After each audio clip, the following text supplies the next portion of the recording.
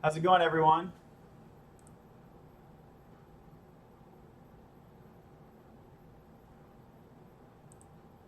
Thanks for joining. So here's the agenda. First, let's review some changes between streams. So at the end of last stream, I had a batch of 20, and I was about to publish it, and then I ended the stream because I didn't want to show the payment details. So publish that. It's a good thing that I just did a small batch because there was an issue.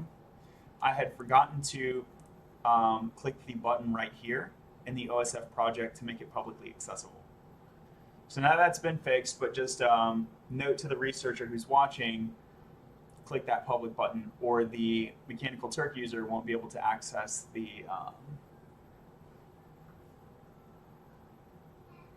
informed consent document. So we got 112 responses now. So I did a batch of 20, 19 of those were successful, and then there was one that was unsuccessful. I went ahead and paid it anyway. When it's just one like that, I really don't care. Oh, you don't. Another thing is in here, there's create, manage, and developer, right? These are your options. We created this batch, and then you might think that you just publish batch again and tweak the number of Mechanical Turk workers that you would like to recruit for that batch. That's not true. You have to actually click the edit button and change the number of respondents between batches and then publish it. Otherwise, it's basically just publishing a new batch. And it's basically just like paying is the main thing that goes on there. So I did 2 batches. You'll see here that it talks about survey link 3, which you would think would be batch 3. But I launched batch 1. I went to launch batch 2 and noticed that it was only going to do another 20 respondents and I wanted 100. And so I immediately exited. So it was like a discarded batch. So I never actually ran a batch 2. So I ran batch 1 and 3. Here, you can see 99 to 100 completed. That's good enough for me because honestly, what I really wanted was to get over 100 good responses, get that law of large numbers to start to kick in. Like the difference between having 112 and having 113 doesn't really matter to me. So I clicked cancel. So how do you end a batch early? That's one other thing that we can talk about. And the answer is that you go over here and you cancel it. And that wording might intimidate you. You might say, oh, cancel, that's going to like revoke the 99 good ones that I've gotten. No, it doesn't. First of all, those submissions are already recorded in SurveyMonkey, so how would canceling Mechanical Turk revoke those? Secondly, Amazon itself, Mechanical Turk, they're not going to refund you. So canceling an in-progress batch is not going to nullify or cancel those which have already been submitted. Now, if there's something really wrong with the submissions, you can get a refund, but none of it's automatic. You have to contact Mechanical Turk and say, hey, I don't know, I noticed a bot was spamming me or something like that. Joe Ross, thanks for joining. How's it going, y'all? So we're on TikTok, Facebook, LinkedIn, YouTube.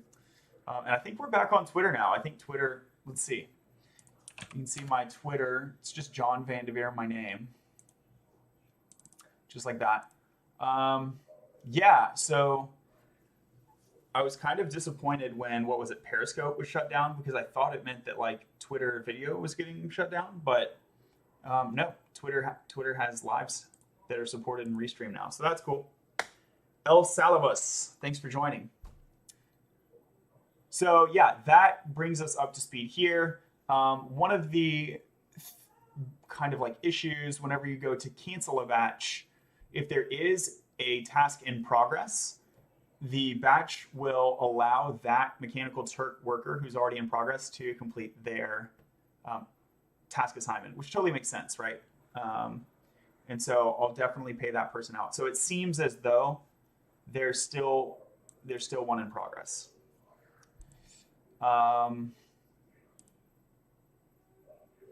Because it says the batch is in progress and it's already canceled. So that only really makes sense if there's like one person who's like still doing it. We can review the results. I was a little disappointed because it seems like the average completion time was like longer than expected. So I was expecting it to take less than 30 minutes, but it looks like the average person took 51 minutes. So if I were to do this again, I would definitely increase the amount that I paid, because $6 an hour was not my intent at all.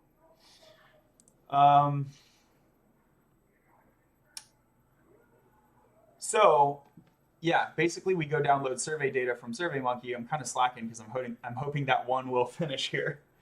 Not Bacon Vids. Hey, thanks for joining. So let's go over some further notes. So I showed you how to edit that batch to get to the 100 instead of 20. Another thing is that you'll notice here I have 112 responses, although I paid for 119. I ultimately paid for 120, but we know that one's not done. So 119 is what I should expect over here. And then I told you that I was aware that from the original batch of 20, I was aware of one that was broken and I just didn't care. Like 1 out of 20, I'll just let it slide basically. And so then I would expect 118 responses. Well, I got 6 claims of problems with this second batch. So for the first batch of 20, one person had an issue. With the next batch of 100, 6 people claimed to have an issue. However, what I noticed is that 4 of those seem fake news. By the way, we just noticed if I'm expecting the 118, 6 claim error, that leads up to 112, so everything's in alignment, right? But of those 6 who claimed it, 2 of those I think are legit, and 4 of those I think are bots. And let me tell you why I think they're bots. If they're not bots, there's something scammy or fishy going on, because they gave me the exact same message. All 4 of these allegedly independent survey takers, they all gave me this exact phrasing. This survey page is issue. I can't participate in this survey, so how I get completion code. So please resolve this issue and provide. Okay, you see,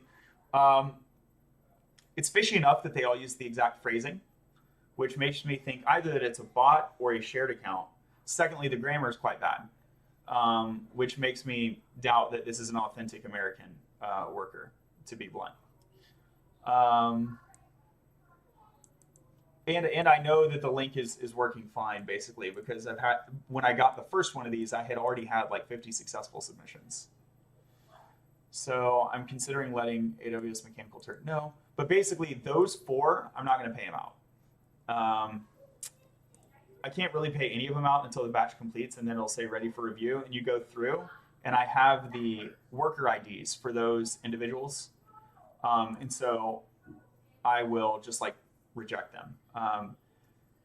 So you can see like you can see like what I use for my criteria to reject it or not. Some researchers are like really picky. It's like if the person entered the wrong completion code, they'll reject it. Let me give you an example of that. So a bunch of these people are entering the wrong rejection code. That's incorrect. That's incorrect. That's incorrect. Like half of these are incorrect. Here's an example of a good one. They're supposed to put their ID in a PIN 2021 October. So some really nitpicky researchers would not pay them out on that. I think that's kind of like mean. If they did the survey properly and if they just entered the code wrong, I'm going to pay them out. Or like the 1 in 20 that I don't know what they were doing. If they're like using a strange browser or they have some browser plugin and they just can't open the survey. My tendency is if it's like 1 in 20, go ahead and pay it out. But with those 4 people that they look fishy to me, I'm not going to pay them out. That's basically my criteria. Okay, so that was that note. And here is the last note that I wish I had read this. I wish I had read this before I launched, and I didn't. So Tom McCoy, I'm not actually sure who this is. I don't know who Tom McCoy is. I was just researching. So that string that I told you looked fraudulent to me, it looked like a bot or something. I was researching that string to see if this was like a scam that people knew about. And somehow or another that led me to this article. I'm not exactly sure how. And I found a cool tip here.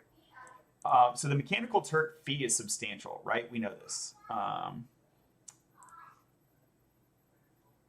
the reward to the users is $600, and then the Mechanical Turk fee is $240. It's almost 50%. It's 40%.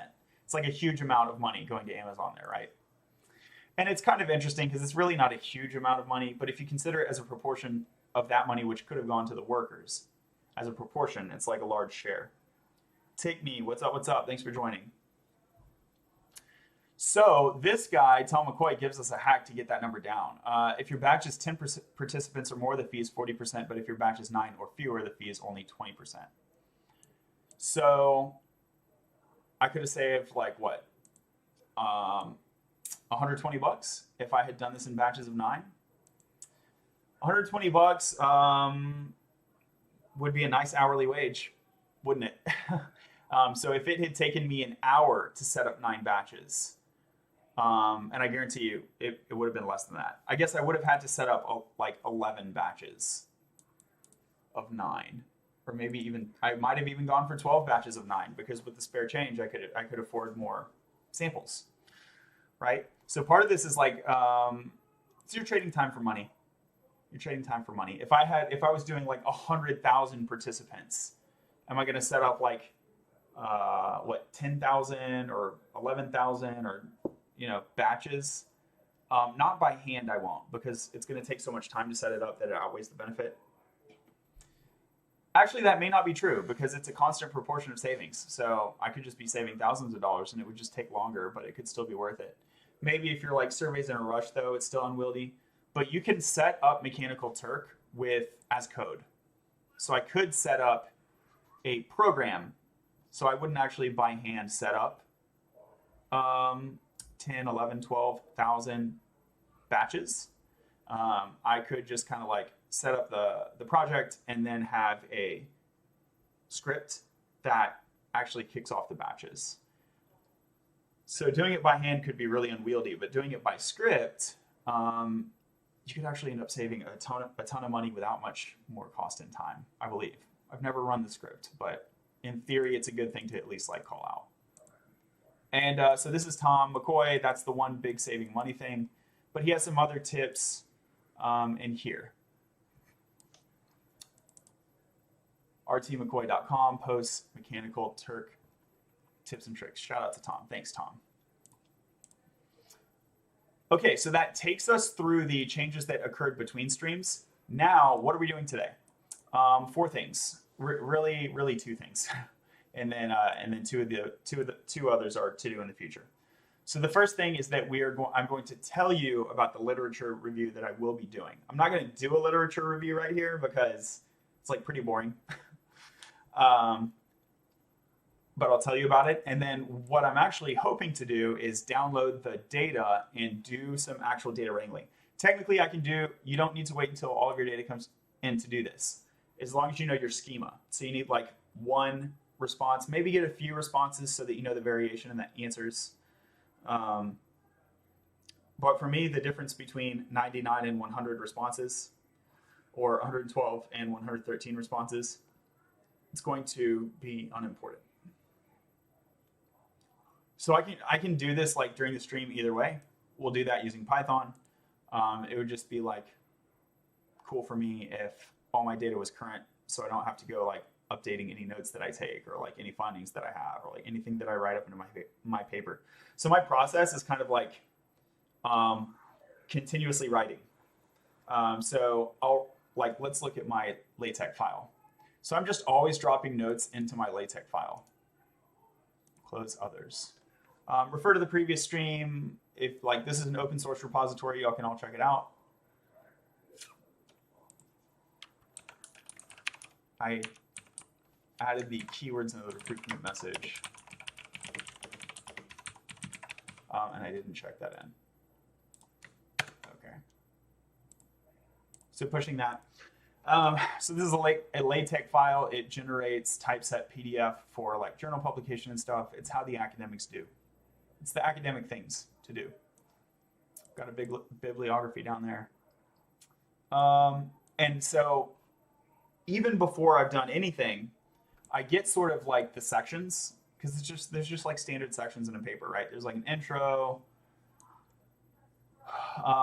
introduction, methodology, results, conclusions. That's your basics. And I might revise that, but that's basically the process is like write a little bit, research a little bit, write a little bit, research a little bit, revise, revise, revise, ongoing.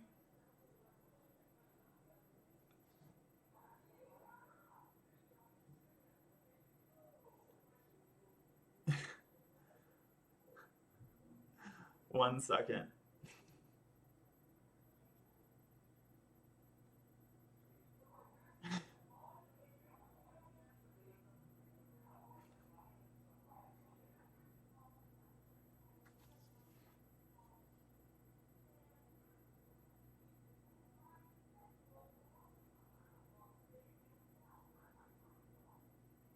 Kids issues. We're potty training right now. Okay, anyway. So, yeah, I will just, like you saw me during the stream, if you were here during the stream, I will have been like taking notes in my LaTeX file, saving it so that I don't lose them. I don't want to try to remember everything and like do my analysis and then just try to remember it when it comes time to write the paper. So I'm just dumping all these like disorganized notes at any time. If I find a link, I'll just drop it and like put a little snippet like, why does it matter? I may not end up using that. It doesn't matter to me. The big battle. Yeah. Just all sorts of notes. So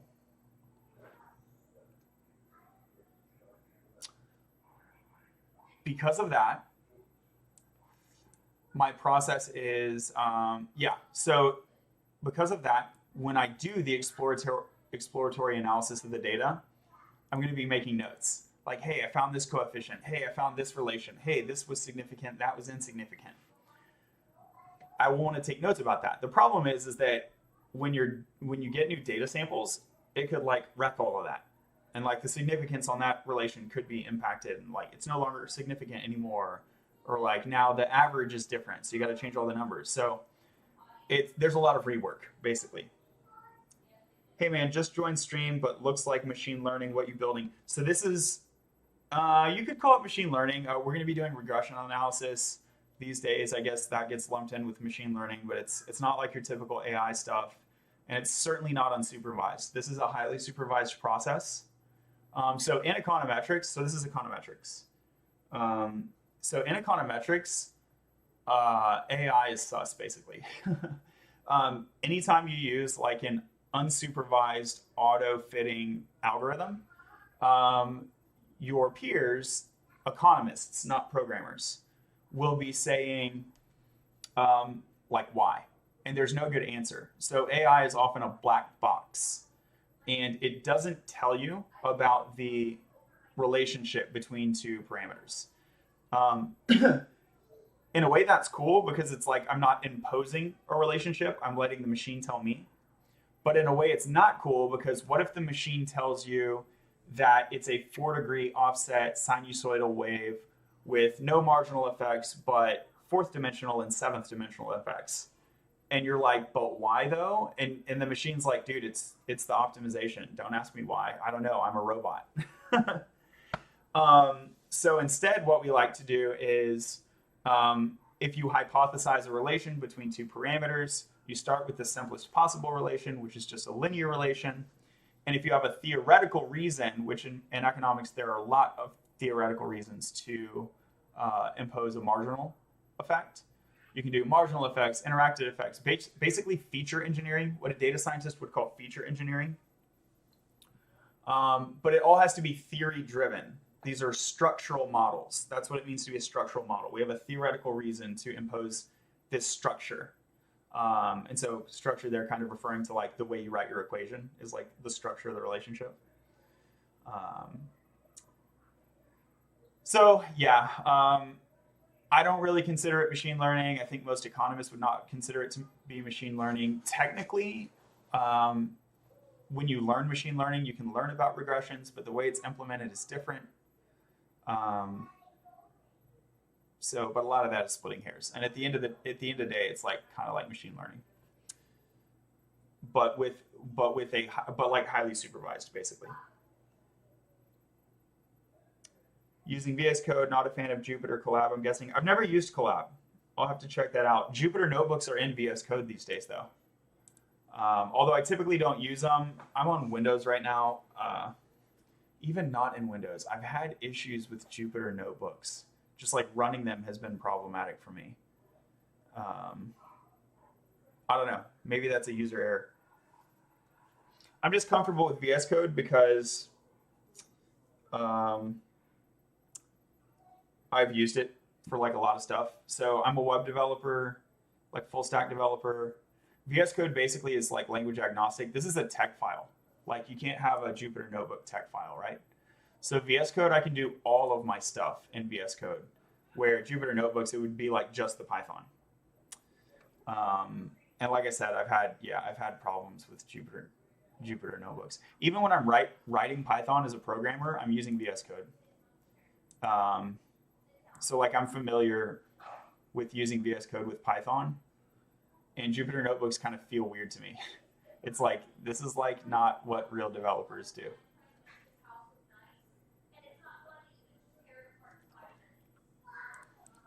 Okay, let's see, is that straggler done yet?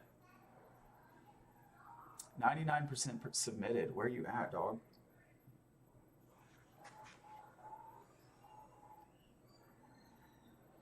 All my machine learning classes force me to use Collab.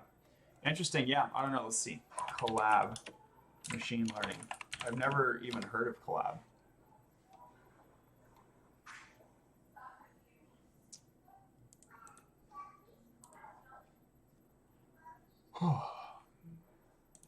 What is collaboratory? Collaboratory or collab allows you to write and execute Python in your browser.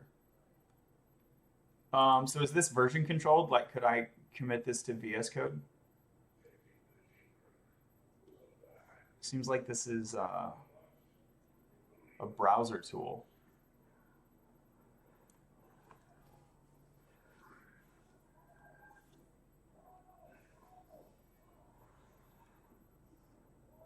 Yeah, I'm sus on that. Cool if it works for you though. But like browser-based stuff, I've run into a number of different issues in the past. One is like library access, like it will only let you access certain libraries instead of all the libraries you want. Environment configuration, like you can't do. And then version control is another problem. Although I wouldn't be totally surprised if Google allows you to like cache this out to a version control system somehow. Okay, I kind of want to just like, golly, number 113, where you at, dog? Oh, 114. Well, not sure how that happened. How we went from 112 to 114 when there's one straggler. But I feel like I kind of want to download the data at this point. And let's start working on it. Even if I do have to revise some stuff. Oh, let me talk to the literature review for 1 minute. So in my case, it's really easy. So I'm giving a talk at the Southern Economic Association. And the conference is November 20th to 22. So my topic is going to be digital boot camps and gender equity. So what I'm doing in this paper is a meta-analysis of my other own papers. So I've written like 6+ papers on alternative credentials, and I always survey for gender. It's like a standard sociological control. It's like a standard question in a survey is to ask gender, age, gender, ethnicity, income, where do you live, like location. These are standard sociological controls. So even though they were never like my main, they were never my variable of interest in the past, I always collected the information. For the panel, it's become my variable of interest, and that's fine, but it's just really easy because I'm just summarizing my own papers. So the literature review portion, so this is the conference. So the literature review portion for me is going to be pretty straightforward because I already know the papers, like the main papers that I'll need to refer to. And then there are also, just on an as-needed basis, if I search something and a related paper comes up on an ad hoc basis, I'll throw it in. So if you want to know like literature review technique, here I'm using Google Scholar. There's better tools. Let's see, literature review software. The one that starts with a Z is the good one that I like.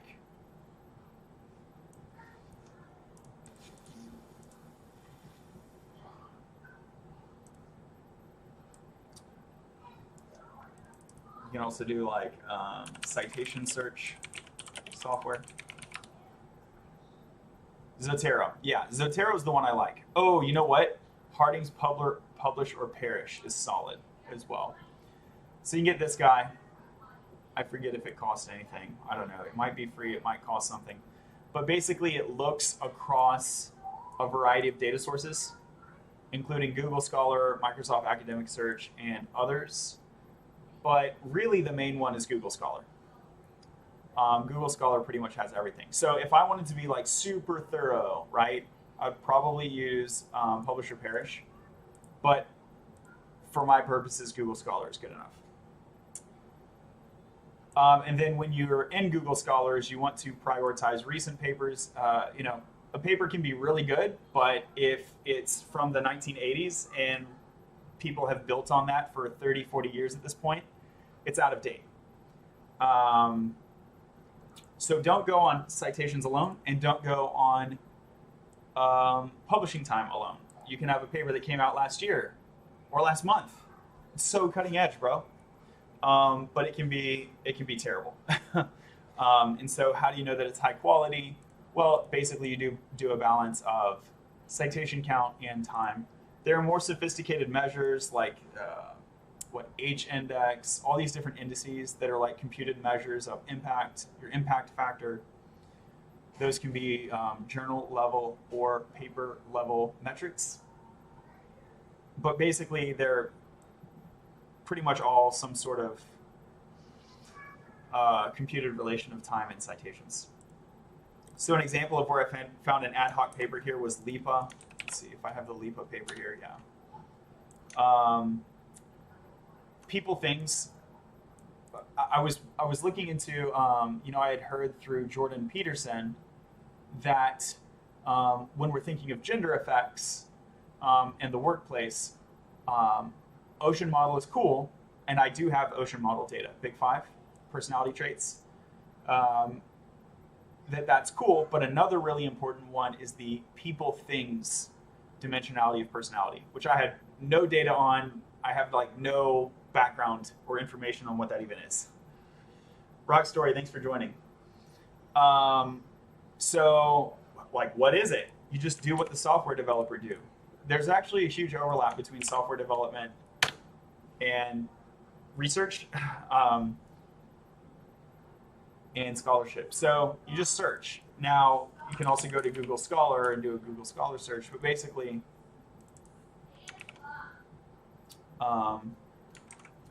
people, things, personality.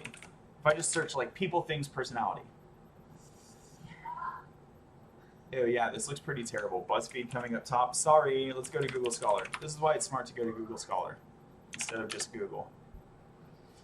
Gender differences, and yeah, and you see LIPA comes right up. So LIPA at Fullerton is like an expert on this stuff currently. So this is the guy. He has a bunch of papers on this, and like I read through his papers, and I found this like specific paper, and it, yeah, gender-related individual differences, and it ends up being important. So,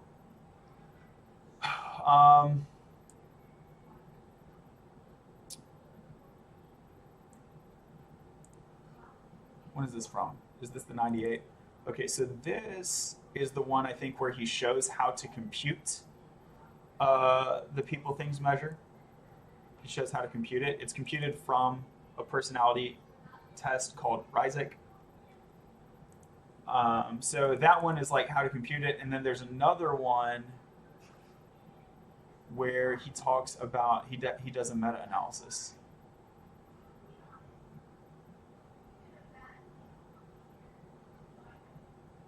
Let's see.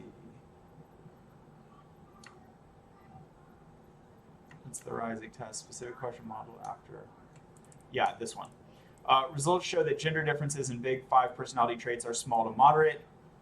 In contrast, gender differences on the people, things, dimension of interest are very large.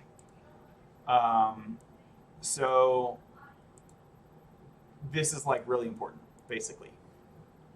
In fact, if you look at the distance, what is it? I can't say that word. Malblas, Dalblas. Let's go look at it. It's a fun word. Tips and tricks on getting started publishing research papers. I'm in a master's for comp sci. I work for a research company right now, but IDK, how to get started writing. Just write, just write. Just start writing. It doesn't matter if your paper is shit. It doesn't matter if your professor tells you it's shit. It doesn't matter. Now, if you want to publish in a really high quality journal, that does matter. But you would be, one thing that you might not realize is that there's a huge amount of variation, even at a single journal. There's a huge amount of variation on whether your paper will be published. There have been like economics of publishing papers done on this, or like science of publishing, where the same paper was submitted to the same journal, I believe. If not the same journal, it was a few different journals, the same paper.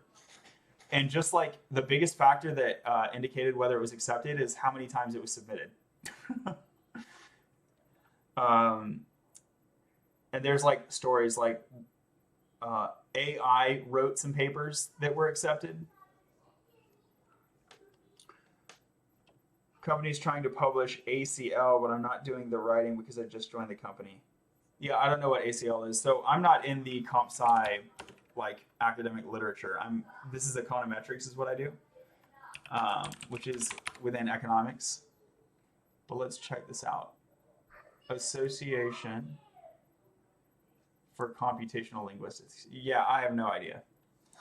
But my general advice on publishing is just start writing your own thing. And I version control my stuff in GitHub, so I do like open data, open everything. I'm all for transparency. I think that like academia is pretty toxic. There's a bunch of people who are like super secretive and like culty about it and super gross. It's one of the reasons I left.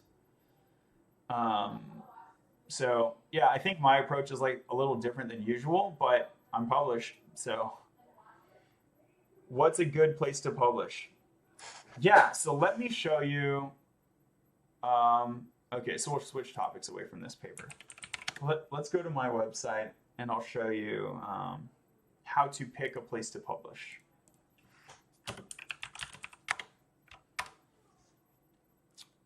Oh, on my own website, I reviewed Harzing's Publisher Parish. That's pretty funny.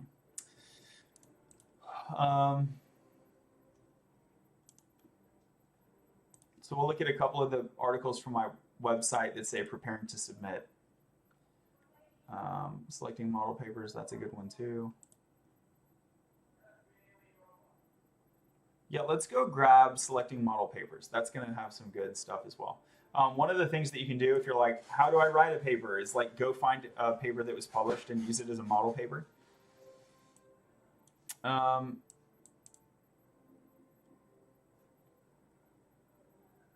Cool.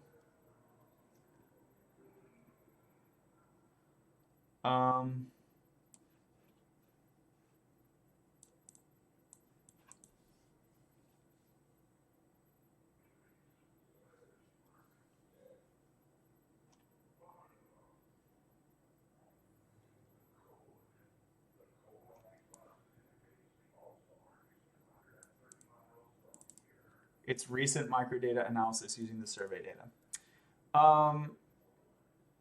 Yeah, so how do you select a model paper? First, you have to know what journal you're submitting to, and then you pick within that journal a paper that was recently published and along the same topical lines and the same methodology as your paper.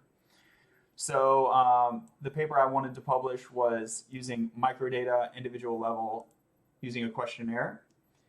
So this model paper from Economics Letters fit that description. That's the model paper thing. How to submit, yeah, Repec rank. So this is how I picked my journal. is I use these factors. I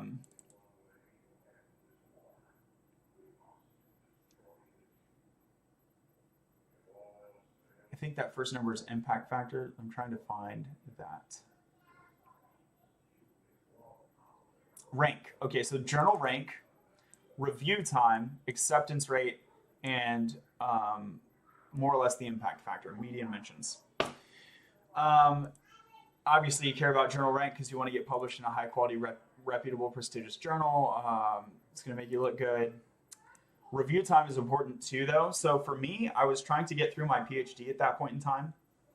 And I think this is also a similar pressure that will be faced by university faculty if they're publish or perish.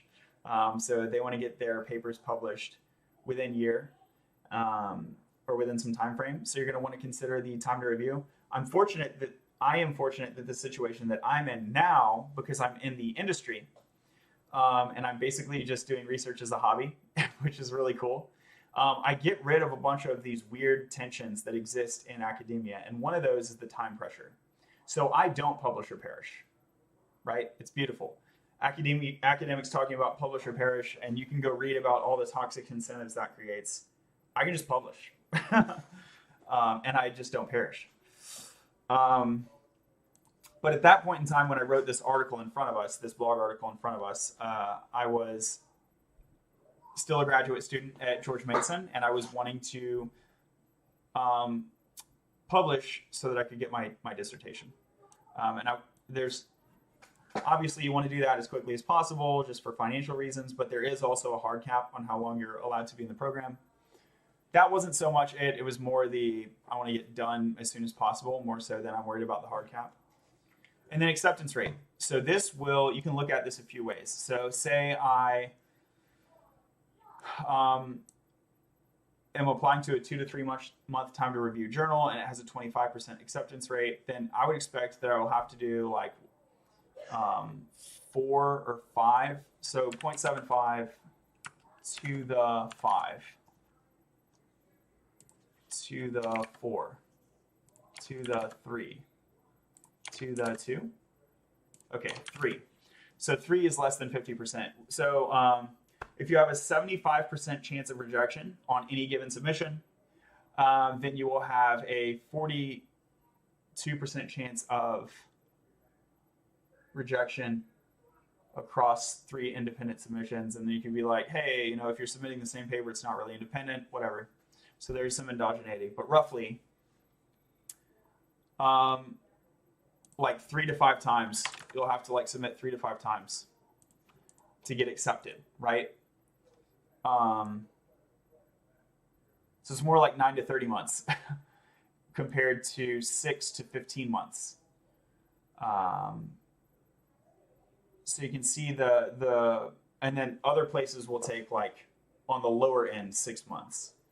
So you can see how that time scale is really sensitive to the acceptance rate. So you want a high acceptance rate because you want your paper accepted. And then how many mentions? It's well, it did get accepted, but what's that going to do for you? Are you going to get any citations? That is what this last one estimates. And it moves similarly with rank, but sometimes you'll find a low rank, high cite journal. And it's that's interesting. And then so 1, 2, 3, 4, and then also the topic, the journal topic, like the journal title, keywords in the title. Economics of Education Review is great to me because that is what my research topic is. Even though they did reject my paper saying it wasn't journal fit, I'm it is journal fit, but you can't really argue with the editor, right? That's another weird tension in academia is it's peer review is so great because it's quality. You're getting reviewed by your peers. But then number one reason to reject is journal fit, which has nothing to do with how, the quality of your paper, right?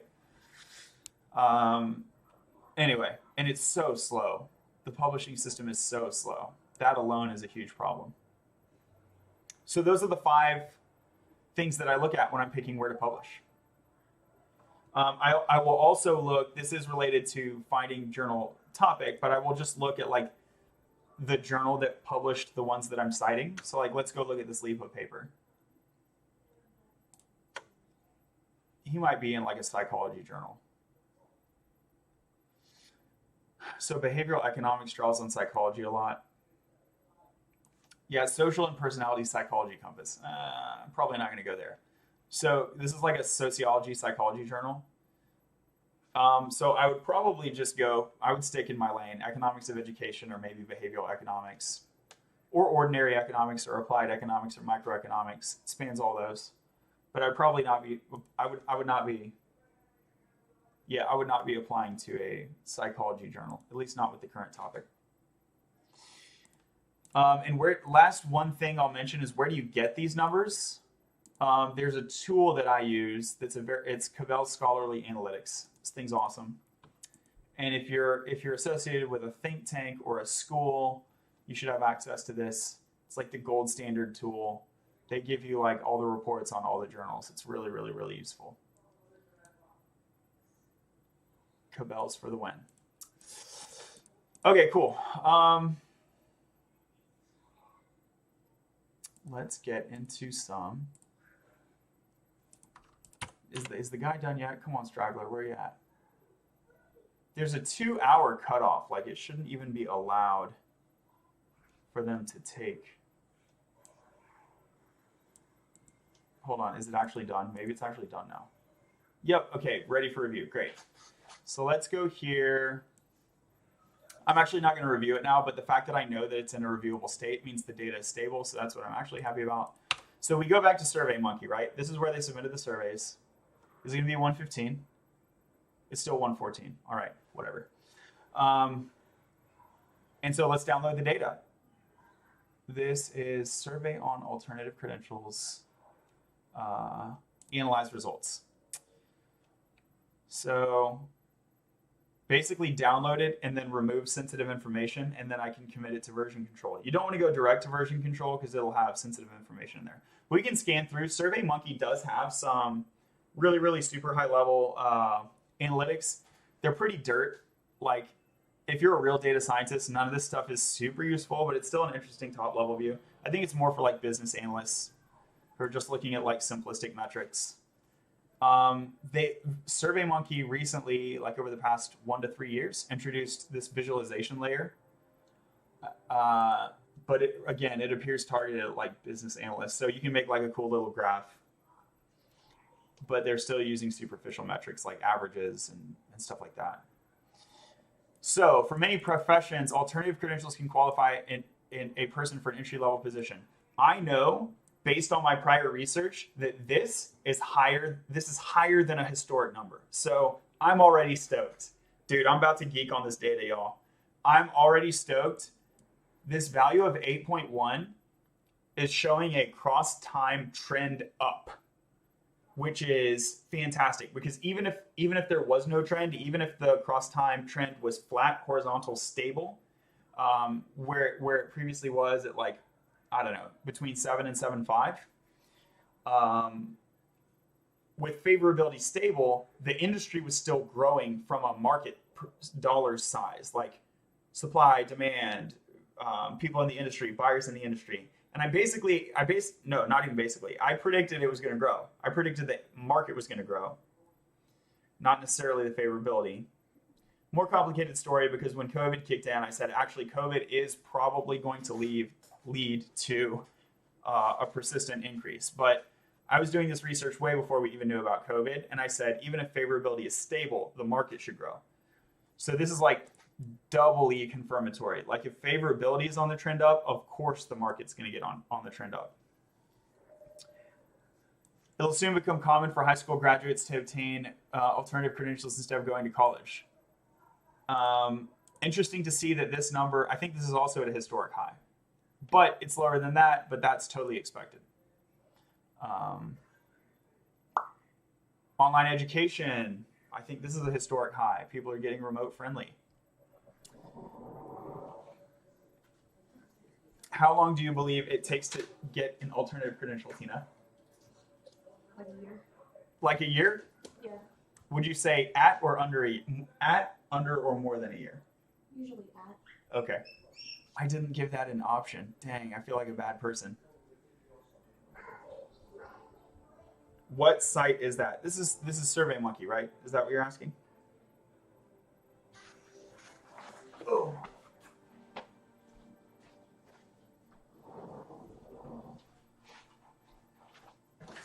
Ooh. Yeah, SurveyMonkey. I guess if you're on TikTok, you're having a hard time saying it's just SurveyMonkey. Here, let's see if that's a better able to see for you. If you want to hop over to YouTube or Twitch, you can probably get a better view. Yeah, iPhone, man. Cool.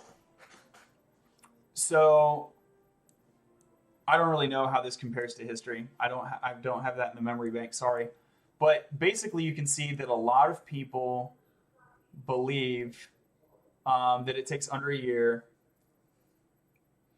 Look, people are pretty much right. People are pretty much right about this. It does depend on which credential you're talking about, but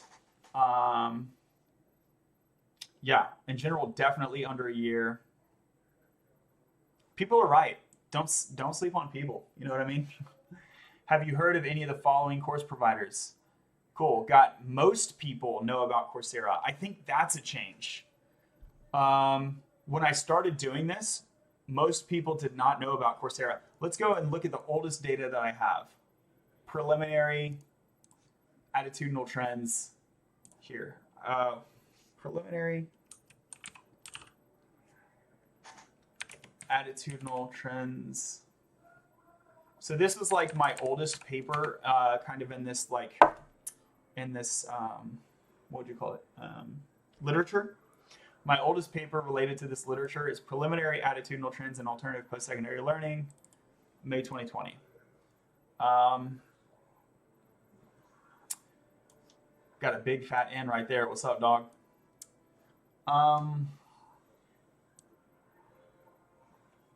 What am I trying to look up? It's skipping my mind. I want to look up if they heard about Coursera. So let's go, instead of going into the paper, let's just go to the data if I have it. Is this the one? May 2020, I don't know. This data is even older. I don't even know if I ever used this in a paper. Okay. So this is like the oldest data that I have, and then I have a few collectors. What's the oldest collector? Here's February 2018, October 2018. Let's look straight at February. So sample size similar, 103 is like, it's comparable, right? So, yeah, look at this. Alternative credentials can qualify a person for an entry-level position. Average of 6.7, y'all. Average of 6.7. And now it's 8.1. If that's not a paradigm shift in American culture, I don't know what is. The survey audience in both cases is Americans 18 or older. It will soon become fairly conventional for high school graduates to obtain alternative credentials instead of going to college. Went from 6.0 to 7.7. When you add up the pros and cons for online education, it's probably a good thing for society overall. Went from 6.6 to 7.9. Just like across the board, win, win, win. Artificial intelligence. Oh, let's see about that.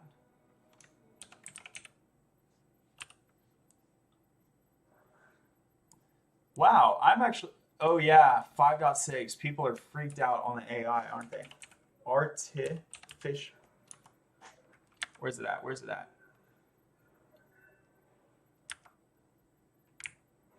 Got a bunch of 34-year-olds, 25 to 34-year-olds here.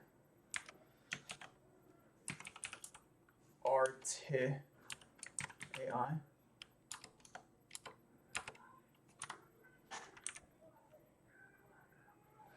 I think of a career in programming as enjoyable. Got a good solid 7.5. That's cool. 7.5. Look at this.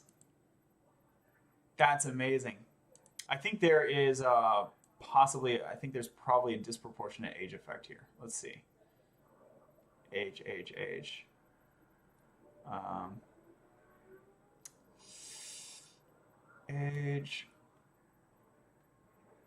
A bunch of people from New York. A bunch of Yankees. No, I'm JK.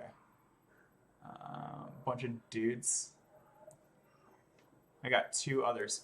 Yeah, it's a super rare. I thought about doing a paper on non-binary gender effects. I might talk about that a bit in this paper. So technically, this paper's on gender. It's supposed to have an eye to females, like females in tech, but I might talk about the non-binary for a few paragraphs. Yeah, so see, most of my sample here is 25 to 34. I think that's going to be different compared to this one. Let's go see.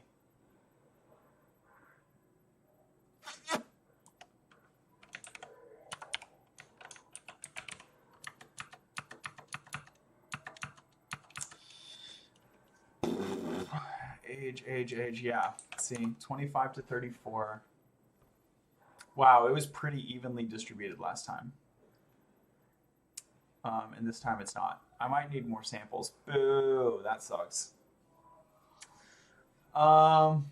Interesting.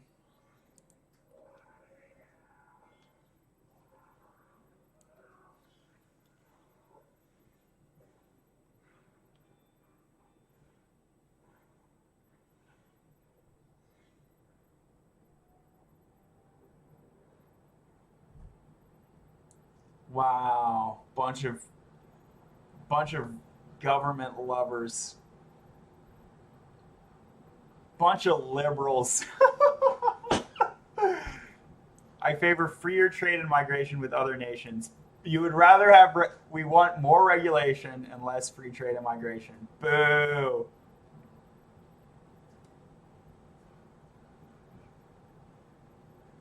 Wow, is equal number of conservatives and agnostic atheists. That's kind of crazy.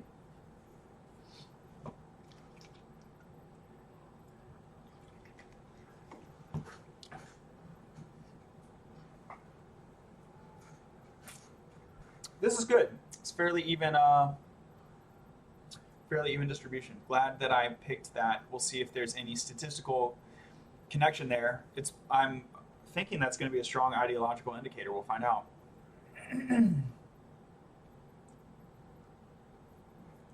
I have a high level of community engagement, participation, or activism related to my worldview.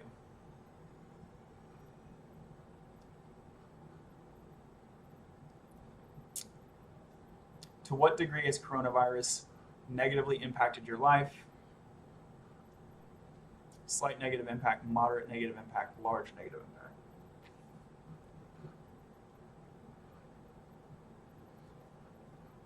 To what degree has coronavirus caused you to increase your participation in remote learning, remote working, and other remote activities?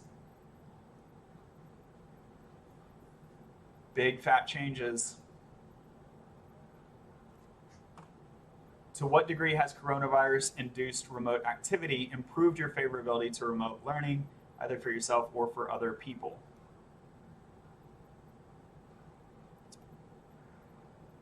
Basically everybody. There's like 10% who say that there was no change or a decrease.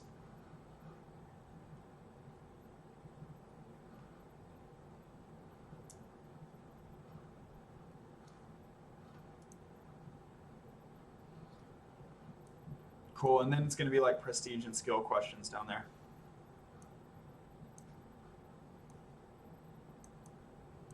Okay, that's all interesting. So, how do we download this data? Save as, export file, all responses data. I'm going to go CSV, original data, no rules applied. I'm going to pick, yeah, I think condensed is right. We'll see. You can always do this again if you screw it up. Actual answer text, I want to go, yeah, we'll do that. If I was working in Stata, then I found that the numerical value is, for me, easier to work with in Stata. But in Python, not so much. One of the edge cases here is that like strongly agree, strongly disagree, I'll need to recode those as numbers. It's like so much work. I think it's okay. Let's see. Give me 5 seconds here.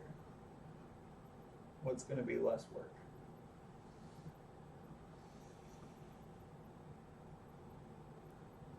I'm going to go actual answer text. And the reason for that is in the case where it is categorical, I want the words. And I think it's going to be less work to go through, turn all of the strongly disagrees to zeros, all the strongly agrees to tens. I think that's going to be less work than looking up this number means Florida, this number means California, this number means, and like recoding all of the words where I want them. So I'm going to keep the actual answer text, and we're going to rename this. We're going to call this alt meta survey. Okay, cool. Let's export it, baby. Export has started. For 100, like for this many, for this many respondents, it should be like very fast. So it's already ready. Download that file. So go into downloads, show in folder. Here's the folder. I'm going to cut it, Control X on Windows, Command X on not Windows. Got my GitHub folder right here. So I have these folders organized in a kind of like a standard way. So I have like a data folder. Interesting that I had gender data here already. So anyway, paste that zip file there. We're going to unzip it in a minute. I want to take a look at, oh, I just took my COVID data over here. I guess I was exploring the gender effects within the COVID data.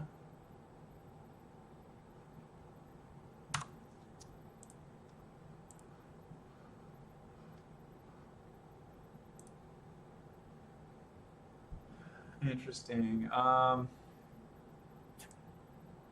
Yeah, I don't think I need this anymore. And I use the substring dash hidden so that this data is not committed.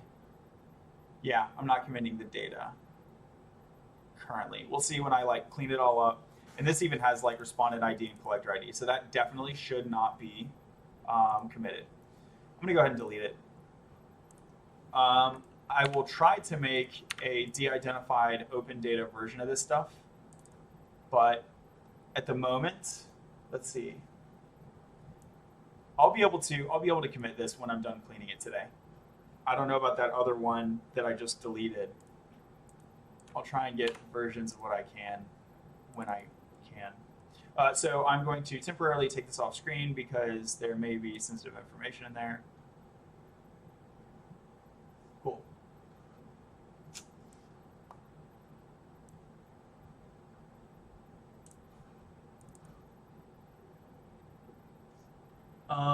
So the first column is respondent ID. Ooh, one of the things I need to put on my to-do is to ensure that that is unique. No, it is guaranteed to be unique within this CSV. But whenever I try to merge CSVs, I'm going to do that at some point. I think that's on the to-do for like another time. To do in the future. Merge data sets if not done today. We're not going to do it today. Test dropping duplicate mechanical Turk responses. So some people will take this survey, but in the past they have taken other surveys that I've done. So we're going to test different ways of merging those. I think keeping the most recent response is smart. We'll see though. One alternative, which I would kind of prefer if it works out, is keep all the responses. And like panelize it, turn it into a panel over time so that you can say, hey, Jim, it's not just like the average favorability in June compared to July. It's like Jim's favorability in June compared to July. And you get really cool dynamic insights if you do that. But I don't know if I have the samples for it, but we'll test it. But I'm going to do that probably offline. Okay. I'm still going to drop respondent ID. I'm just not going to worry about making it unique. Collector ID. I only have one collector here. What's a collector? Collector is the entity. It's like which administration, basically. So I created this survey, collect responses. This is the old data from like 2018. You can see I had a bunch of different collectors, and I tested them. I tested, hey, do people from Facebook respond significantly differently compared to people from Mechanical Turk, compared to like these other people? I think this was like, I don't know, all these different people. Anyway, so I tested collector effects to look for like pool sample bias on different platforms. Here, and what I found was that Mechanical Turk was fine, basically. I don't know if I can say that all the platforms are fine. In fact, I think there were collector effects. I don't remember for which platforms, but Mechanical Turk was fine. So now I just use Mechanical Turk. And this is what it means by collector, but I only have one, so I don't need to worry about the collector ID. So I delete it, start date, end date. I did this cute thing where I differenced them and I got the completion time, and then I used that as an indicator of intelligence, and it was insignificant. I could try to do that again in the future, but I don't really think I will be doing that. But let's preserve those columns. There's really no reason to delete those columns. IP address, email, first name, last name. Let's delete those. What do you think? Custom data field. I don't have a custom data field. Okay, so I'll delete that column. Cool. Control S. And I think we're de-identified. I think it's that easy. Double checking. Yeah, so I'll pull this over now. So this is the de-identified data. Another thing, whenever you export SurveyMonkey data, you'll notice there are at least the two top rows. I think it's just the two top rows.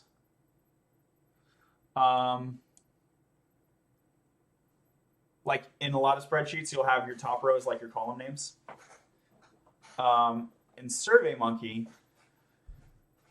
your top row is your column name, and the second row is like response type, I guess. And it does this weird thing where, yeah, you can see this LinkedIn, edX, Pluralsight. These are the responses they could have given. So the question is, have you heard of any of the following online course providers? One answer is Coursera, a different answer is edX. So these are the possible answers. This is not an observation. This is not a survey taker providing a response. We can go all the way to the left and see that there is no there. Open-ended response. So basically, one of the tasks whenever we're wrangling SurveyMonkey export data, one of the tasks is to collapse those two title rows into a single title row. Before I do that, I'm going to save this. This is minimally wrangled, and that's a good thing. So we're going to commit it to version control, and then every time we alter the data, commit that, so that we can see the change log in our CSV. It's one of the virtues of version control. So I'm going to cut this. We're going to go out of the CSV folder. So now we're just in alt ed gender data. Right, I can't do it because the file's open. Fine, close that file, paste it right here. Now it's no longer on my clipboard, whatever. I hate Windows. Cut it, paste it again. Now I can delete the CSV folder. I can delete the zip. Okay. And let's rename it. This will be called alt ed meta survey. Meta survey. Alt ed meta survey. And then I'll name it after the administration date, which was, it was technically created yesterday. It ran overnight. So 10/08/21, yeah. Alt ed meta survey. 10/08/21. Boom. So now we got our file name. Add it, commit it. This will be feet. Some data. Let's say some de-identified data. Make sure people don't freak out. It's de-identified, y'all. Don't freak out. Cool. So now we can really get to the cleaning. I like to do as much of my cleaning as possible using Python. But usually I'll do this row collapse in Excel. So is that bad? I don't know. I like to at least have my columns straight before I go into Python. So don't need this, don't need this, don't need this, don't need this. Have you heard of any of the following online course providers? How do we want to code this? I'll just do space Coursera. Ooh. So they're all called this. Another thing that's bad about Stata is it will truncate your variable names. How do you spell Coursera? Coursera. So we'll find out, but I think Pandas is nicer about that. And even if Pandas is not nicer about that, Python is nicer about that. And so I can like wrangle it further in raw Python before going to Pandas. But I think Pandas is going to be nice to us. LinkedIn Learning. LinkedIn Learning. Okay. Delete that, delete that. Plural site. I just called it plural shit. That was so not intentional. That was amazing. Plural site. Plural site. Wow, how embarrassing. Udacity, okay. Udemy. Delete, delete. Deleting all the things. Deleting all the things. Mutating data. Deleting all the things. Other, please specify. Hospitality industry. Oh. Did I not give that as an option? Whoa. Crowdsourcing. Defense. Hold on. I definitely gave military as an option. Okay, this person said military defense contractor. Oh no, I feel so awkward. So this is like where you have to use your judgment. I hate using judgment. I like to do everything like with data and stuff. But dude, you did not need to fill out the other field because you put defense contractor, which is the military industry, and you already selected military industry. I'm telling you, I need to have a flag that's like dumb respondent, true or false. I've tried to do that, and it was insignificant, but I feel like it's significant in my heart. So I feel like I should just delete this cell value. What do y'all think? Flame me in the comments if you hate me. I'm going to delete it because they already said military. Military is correct. That's not needed. Real estate hospitality is interesting. Real estate hospitality. I'm going to leave that. I feel like maybe hospitality industry is a gap. Information technology, crowdsourcing. Fair enough. Human services, health. What? Okay, fine. Leaving it. Construction, manufacturing, fine. Service, information technology. What does service mean? Service industry? Like food service? I think this is like the defense contractor military thing where service doesn't mean anything. Let's see. Yeah, because the purpose of this other column, the purpose of this other, please specify. Here, we're going to say other industry and delete the subtitle row. I'm calling that a subtitle row. I don't know if that's accurate. The whole purpose of this fill out the blank other was if I do the survey next time around, I can have another industry. So hospitality seems like it is smart. I can see that. Crowdsourcing, I appreciate why the person put it here because it's kind of like an intersection of IT and finance. And it's like it's kind of its own special intersection. So I'll leave it and respect it. Human services, fine. Construction, fine. But service, I'm not going to create an allowable industry response value, which is called service. I'm not going to do that because there will be like, there's like all sorts of service industries that fall into other industries, like food service, like no joke. So I'm going to get rid of that. And information technology, if they're talking about like software services, that's exactly where that goes. So I feel good. deleting that. Art and design, information technology, cool. Telecommunications, yeah, look at this. I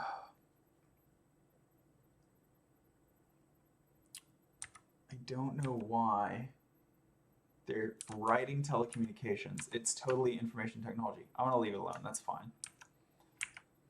Everything is fine. Okay, so let's move on. Okay, I prefer to hire, or this is just a response. Don't need it, don't need it, don't need it, don't need it. Here's another open-ended.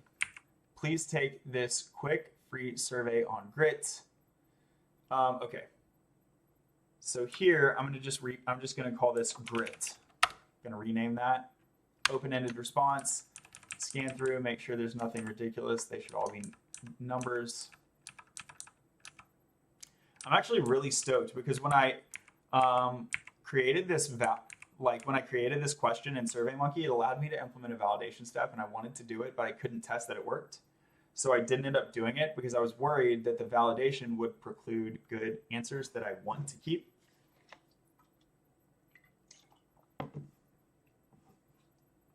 Because the validation said like validate decimal. And I gave it the range from 1 to 10. But I was like, validate decimal, are you going to allow me to do 3.24, for example? Or is it going to be expecting like, I don't know, only .24 and it wouldn't really allow more than 1? And then if you wouldn't allow more than 1 and my range is 1 to 10, really nobody could answer. Overthinking maybe, but anyway, I just opted not to validate it. And whenever I give people an open-ended and opt not to validate it, I get a lot of crazy stuff in there sometimes. So I'm really stoked to not see crazy stuff in there this time.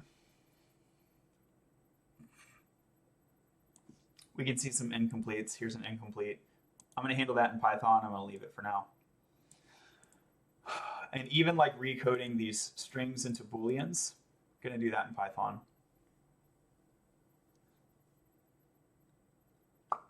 Cool. We can drop the question marks though. I got no problem doing that. So I do household.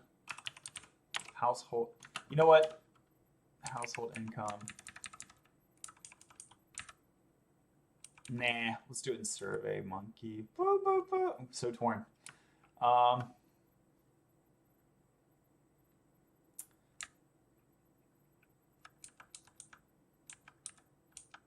Ew, what's that? Gross character at the end. Get rid of that.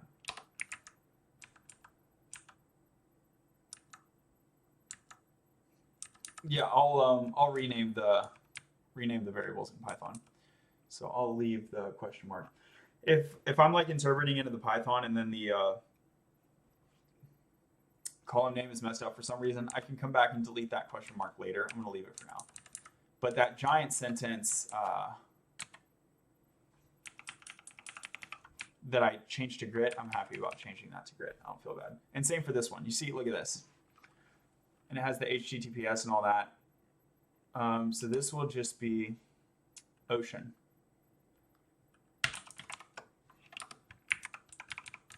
Should I call it ocean or big 5? Big 5. I'm going to call it ocean. These are fine. So yeah, open-ended response.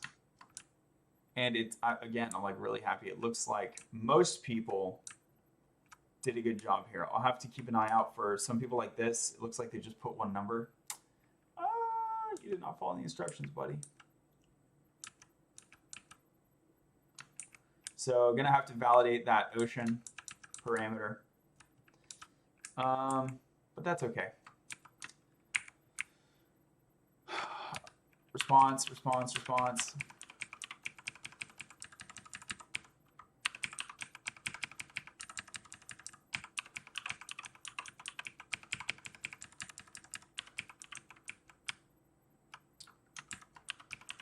So like in theory, I could be doing this all in Python, but it just feels like easier not to do that.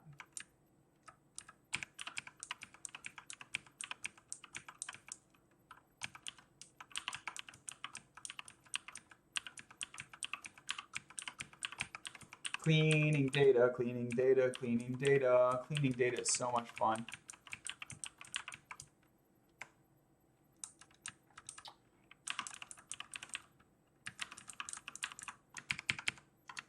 Cool. So this is the end of the data. This is the mechanical Turk worker ID. Let's delete that. Cool. So now I can get rid of this row 2. Boom. And now it's like a proper data frame, right? So there is this thing where they just picked very much on all of these.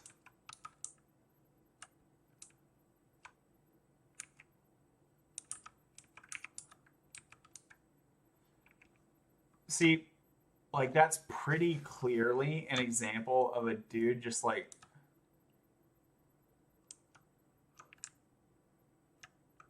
not being serious with the test, right?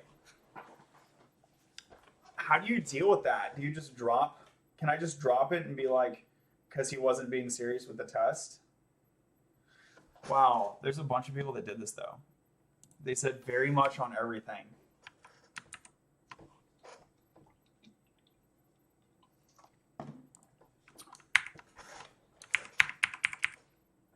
I'm going to create a flag. That's what I'll do. I feel like that's the right way to address it, is create a flag that's like, look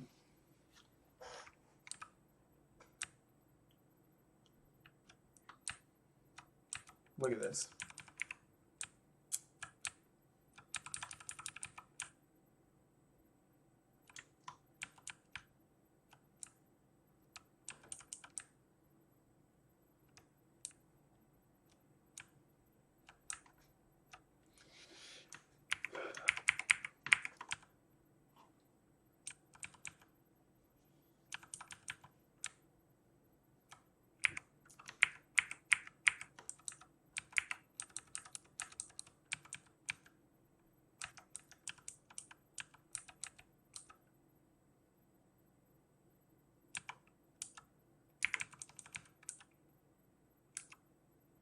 Oh, how weird is that? They actually put...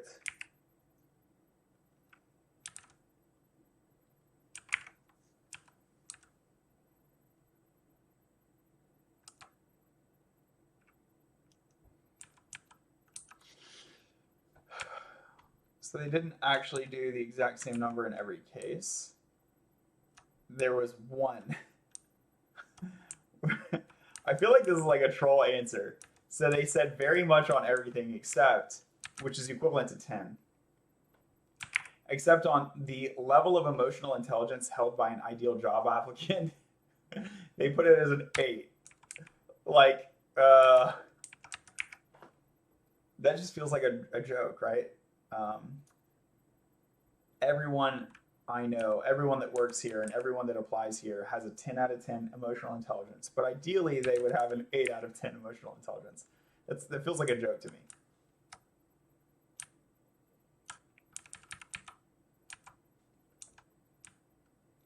Very little on all these. Yeah. So they gave like, I feel like maybe a threshold of 2. Like if you said the same thing,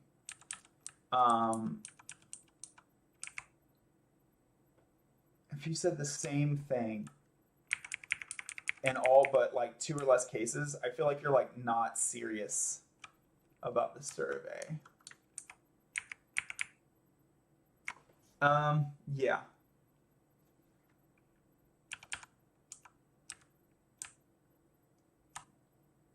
So we can see here's 1, 2, 3, 4, 5. Everybody in the club, so come on, let's ride to the... No, I'm just kidding.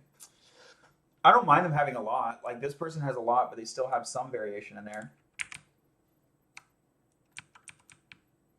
And they could still be Josh and me, but it's like, that's plausibly a real human. This person right here, I don't believe it. Very much, very much, very much. They got 1 in there. Very much, very much, very much. Feels like they're trying to like game it. Like, oh, I didn't do all the same, so I'm not a robot. I think you're still gaming it. So I don't think a threshold, I don't think like perfect uniformity is requisite. I think you want to do some kind of threshold.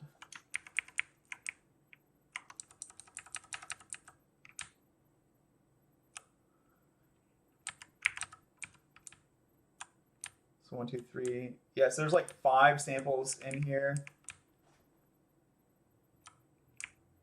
Yeah, so it's not like it's so many people that I need to be worried about my study, 5 people, but it's enough that extracting them could improve the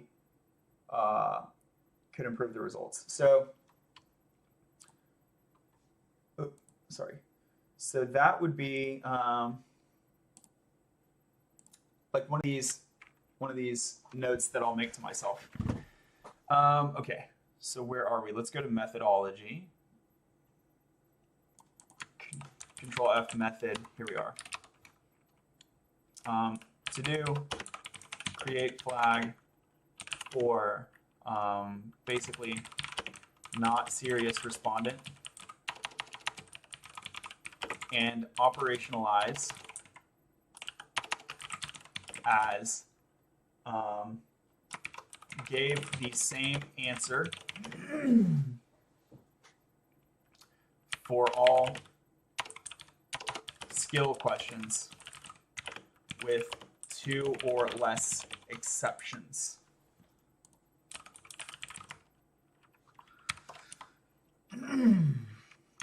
Cool.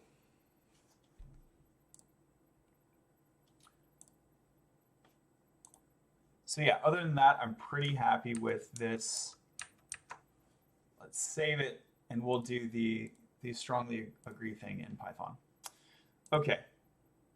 So just going to commit it right now before we do anything. So this is feat collapse column names, minimally hand wrangle top 2 rows. Other wrangling will be done in Python. Also, delete a couple bad cells, e.g. other industry defense.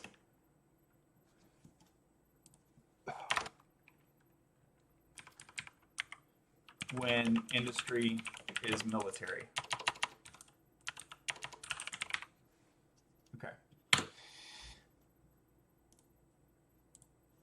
Cool, committing that, pushing it, boom. Close this, let's go double check on GitHub. That the push was successful, close this.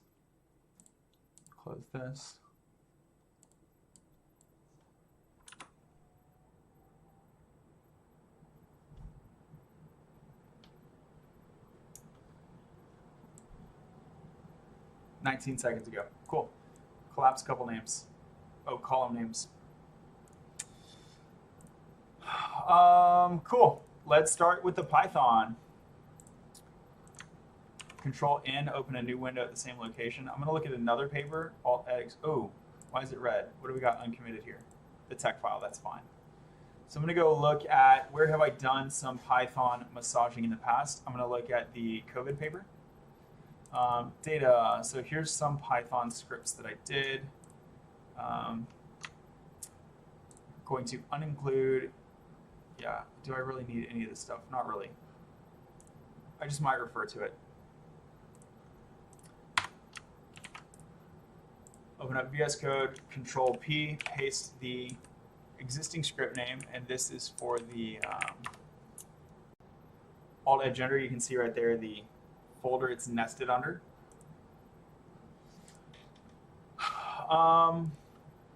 Yeah. So reformat column names. I already have a method to reformat the column names, so that's nice. Looks like it's replacing commas with nothing. It's just taking out the commas, replacing spaces with underscores, dashes with underscores, remove right angle, remove plus, removing slashes. All sounds good to me. Cool. So the file that we are going to read is going to be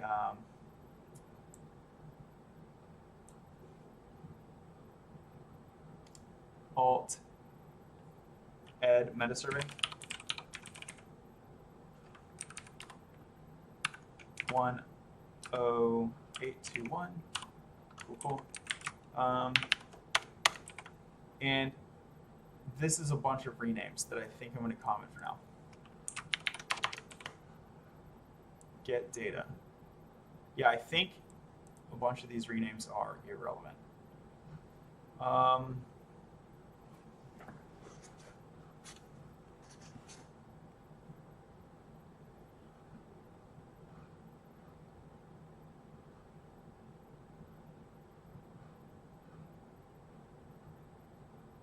It kind of looks like I'm reformatting the column names every time.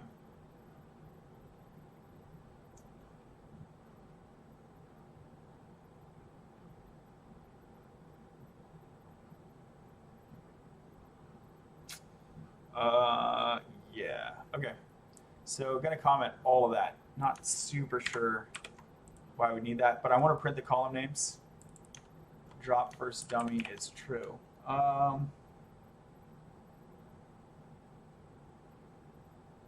I guess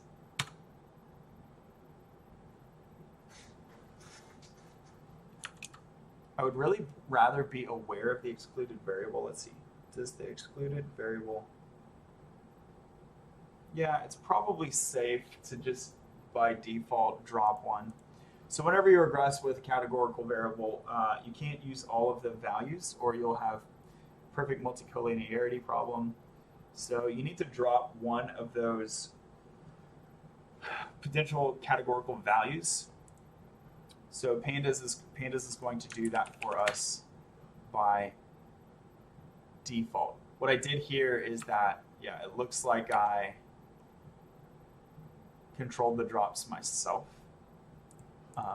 which I do like. I do like that. So that's probably why I did that. And then I just picked which one was to be dropped within category. I think I might still do that.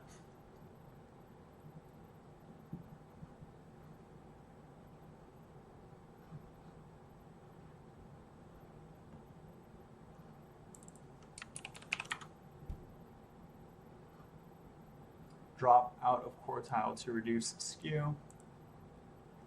Let's get deskewed data. Get outlier data, get tens. To do fix long regression below. I'm going to get rid of this. I don't need all this. Whoa, this is a lot. I don't need any of these models. These are all like models from a different paper or something. But I do want to potentially keep those utility methods, keeping the tens and whatnot. Okay, so here we have if main, then get data, deskewed data. I don't even want to do that stuff. Noob check from formula.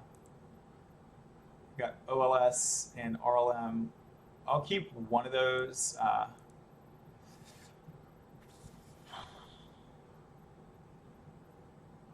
I'll just keep those and just comment them.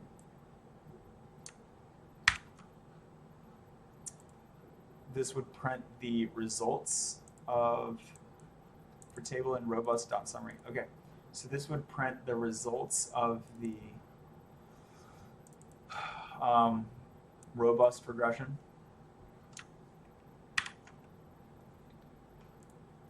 And this would print summary columns. It's like a summary column table as LaTeX. Yep. I'm going to comment that as well. End non-LaTeX summary. Just commenting all the things, basically. Okay. So we have like few utility methods. It works. Like intended to reduce skew and kurtosis. Trade-off is analytical restriction. hopefully unimportant. Unimportant. Okay, so we'll keep those utilities. It's going to list all of the column names. That is what I want, but it looks like there's columns. Looks like it's printing the column names twice. We'll double check on that. All right, let's give this a whirl. ls, where am I at? I'm in this folder. I need to cd papers, alt, ed, meta survey, meta. Oh, it's alt ed gender. ls, cd data, tab, enter, ls, and pi, space a autocomplete. Nope, an autocomplete. Yep, here we go.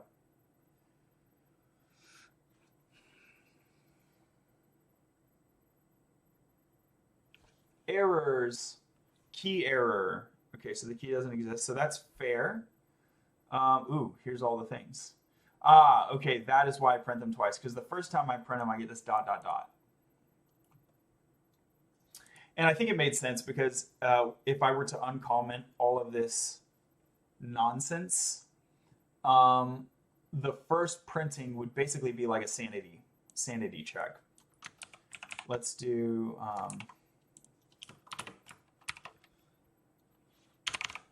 print a couple new lines to space that out. So this is like, because a lot of errors could happen, right? By the time we get down here. And we're seeing that that is the case, right? So we're seeing that errors do happen. Return df. What is the error for? Is like df is not defined or something? Yeah, it is. Key error. There's a key error on this. Okay, when it's trying to get dskewed data, there's a key error. Because I don't call it, excuse me, I don't call it favor alt creds. What do I call it? For many professions, alternative credentials can qualify a person for an entry-level position. Oh, am I literally just appending //? No, hold on. What's going on? That's not real.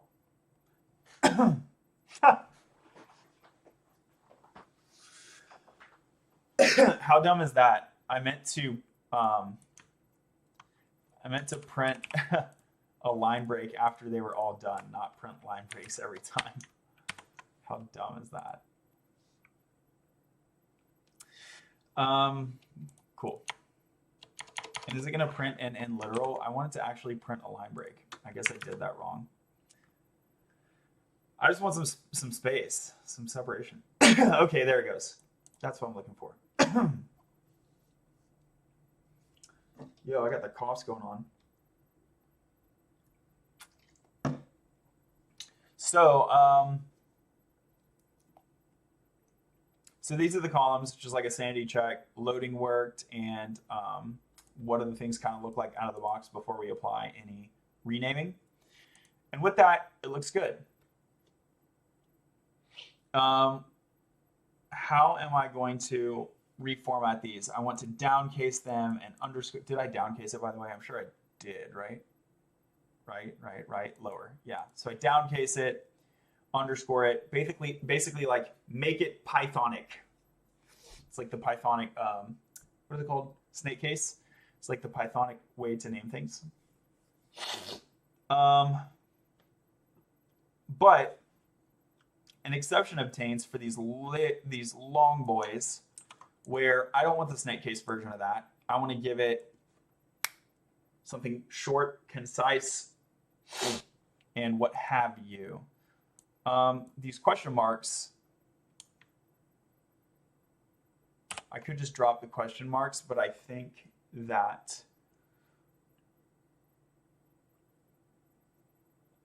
I did not drop the question marks. Why? Because I wanted to get the literal string from the column in this rename block. In place is true. Cool. All right, so I'm going to uncomment this. I'm going to comment these question marks because what I want to do is just include the question mark thingy up top. So let's comment these. I am going to want to, let's see, household income shorten into income. Yeah. Save you a few keystrokes, right? But gender and age, these single, oh, I guess that's why I did it too. It's like it's so easy. And it keeps the logic above simple. Fair enough. We will keep them fair, fair. I've convinced myself. Okay. Do you contribute to hiring, firing, just A, B, C, D, E, F, G, H, I, J, K, H? I think the organization, like the ordering of these rename blocks is like due to an old survey, which is not awesome. Let's make it alphabetical, which is far more awesome because it's generic across surveys, right? A, B, C, D, E, F, G, H, I, G, H, I. A, B, C, D, E, F, G, H, I. Take the W's to the back. Get the W's to the back. H, I, J, K, L, M, N, O, P, Q, R, S, T.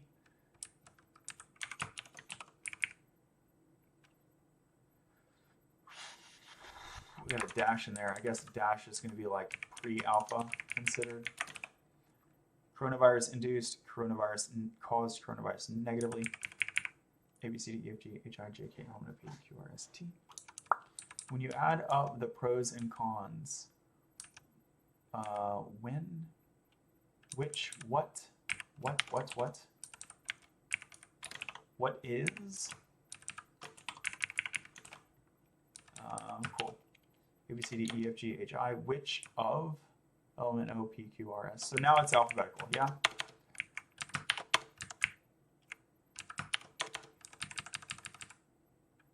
Cool, so now we're alphabetical. Age, do you contribute to hiring and firing decision? Let's call these manager effects. Fine. Favorite alt creds. I think I've shifted into calling it hireability. I think that's the jargon that I basically picked up.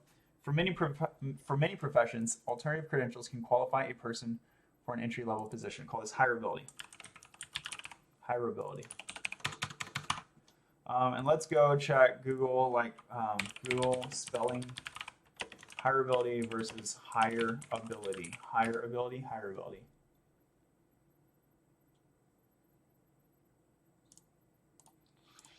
I think I have like the question or the answer here. Yeah. And I've only got one upvote. Apparently the rule for matching attaching suffixes is as follows.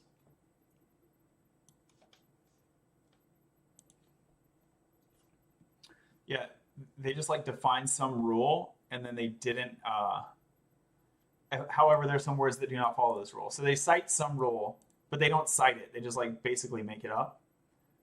Thursagan, why do I feel like he's like definitely not American?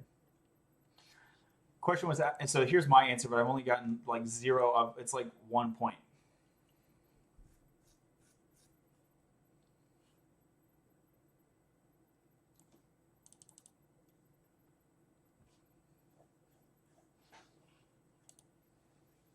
There's this guy who's like so mad because he's talking about the UK. Google Scholar results for hireable are almost twice as frequent as for hireable. And so that's what it comes down to for me is I want to make my paper, when someone goes to Google Scholar, they find my paper, right? That's the idea. So hireable, H without the E, may be considered an unconventional spelling, but data shows it's the one that is used according to Ingram, which is like books and stuff, and then very much so in Google Scholar. So it's the one I go for.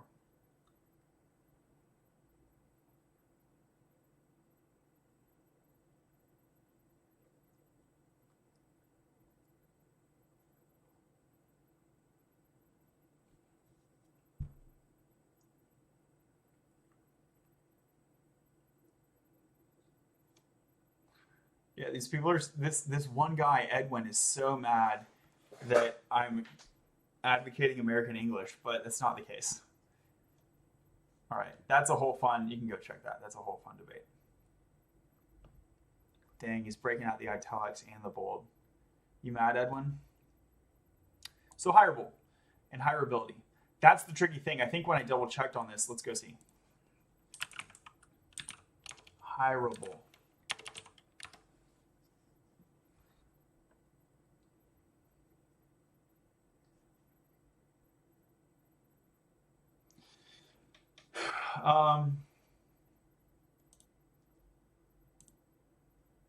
So hireable is accepted, but hireability is like not accepted. Oh, here it is. Hireability. Did I not just search it a minute ago and then it like tried to autocorrect? Hireability or hireability. Maybe if you do them together, it will try to autocorrect. What? My mind's blown. I thought I just searched this. Google spelling hireability versus hireability. How strange. I wonder what the logic is that makes it determine when to show this digimane. So this is our friend hireability. There we go. Okay, gender, income. It will soon become fairly conventional. Conventional alt creds, fine. COVID and fave online. COVID and remote. I'm not sure what the end is for. IND.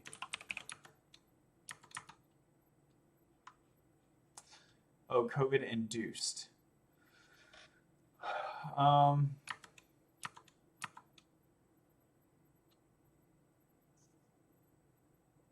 think I just say COVID fave online. Just drop the IND. A little bit more concise, a little bit less mysterious. I'm good with that. Okay, so COVID fave, ooh, sorry about that. I want to still have an underscore. So COVID fave online, COVID remote. Cool.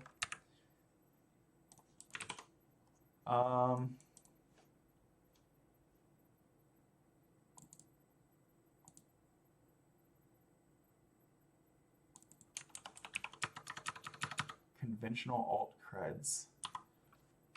Let's call it conventionality. I think I call it like expected conventionality or something like that, which seems like so academic. That's fine. So let's see what it does now.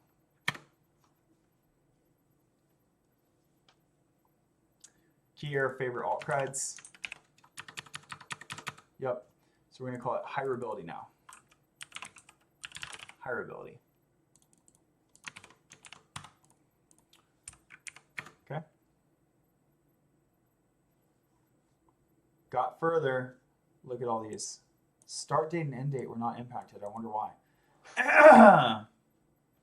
Oh, did I never actually use? I never actually used df rename in place. Then I want to do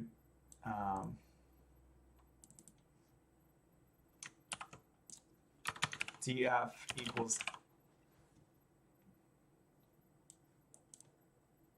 df dot rename.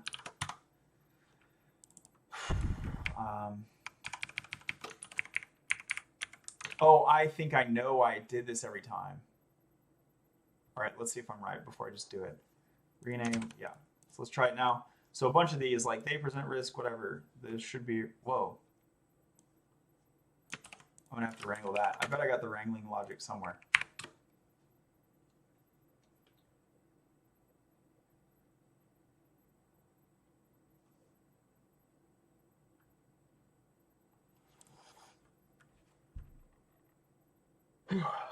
G-Manuel, thanks for joining. Cool, it looks like it got further, but eventually broke down. Research dissertation case for alt ed.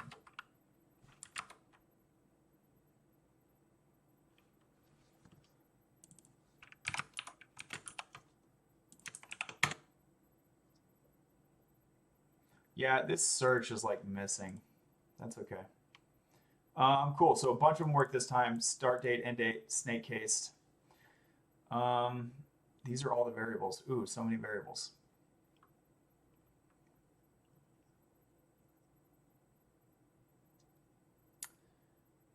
I want to do, if I make it like new lines, it's going to be like so many new lines, but let's do it. Okay.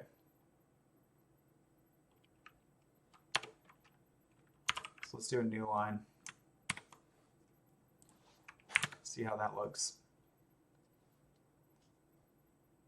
Cool. Got all the new lines. Start date plus end date.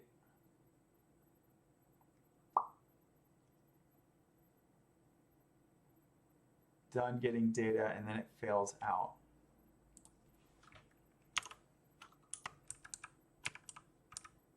Why does it fail out?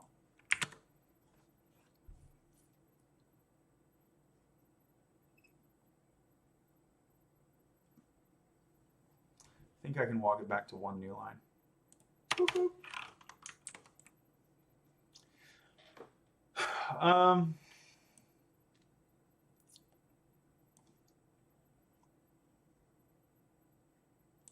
Line 124. Getting dskewed data. Line 107. Return df.drop df of df of higher ability. Less than 4. Okay. Let me guess. Do you think higher ability is a string? Right? You think higher ability is a string. Okay. So this Real King Herman. What's up? What's up? Thanks for joining. So I believe the error is that Pandas thinks this is a string. Yeah.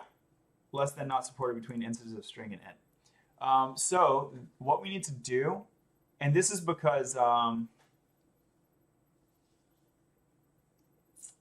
we have strings in there, like the robot is right.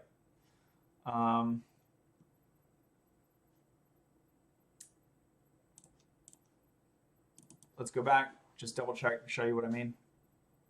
Strongly agree. See, it's a string. So now these all become strings. So I need to convert strongly agree and some other things. I need to convert these. Okay, so I wonder if there's a way Python convert any cell value.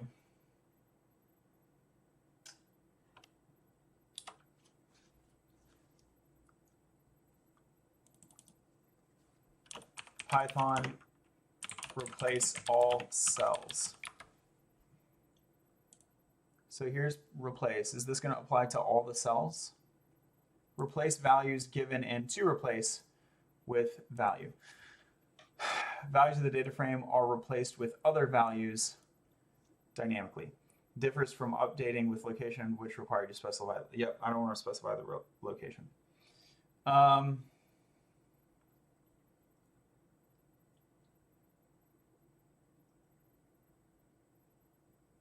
Oh, this is nice. Dictionaries can be used to specify different replacement values. Nice. This is like exactly what the doctor ordered. Okay, so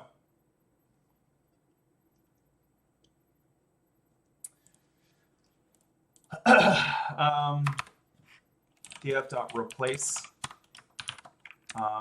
df comma, and I think it's going to like, yeah, in place is false by default, right?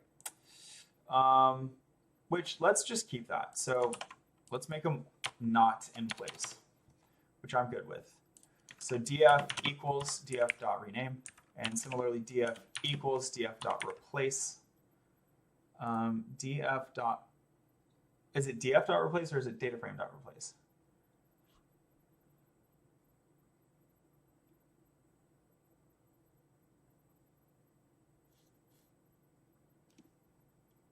I want to do this with a dictionary.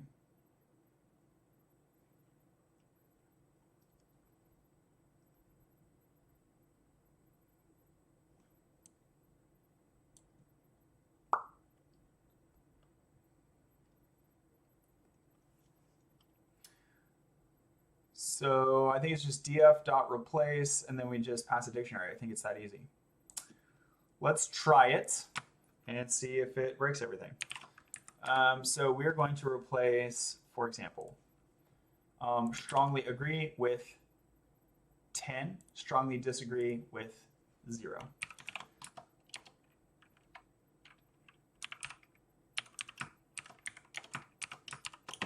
And we're going to keep it a string for now, and we'll make them convert them into integers in a separate pass. Disagree, 0. Boom. Strongly agree, strongly disagree. And then we can also output the we can write the processed version.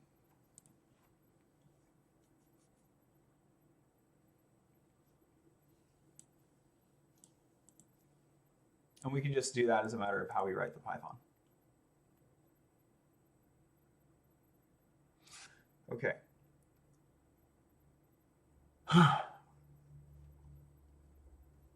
Is that 1, 2, 3? Feels like, yeah, feels like too many, right? Okay. Strongly agree, strongly disagree. Let's try.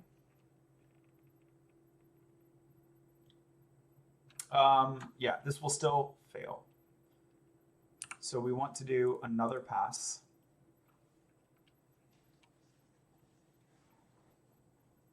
Let's do this. Can we just echo, like print,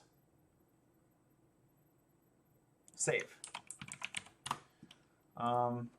Save, or like to CSV.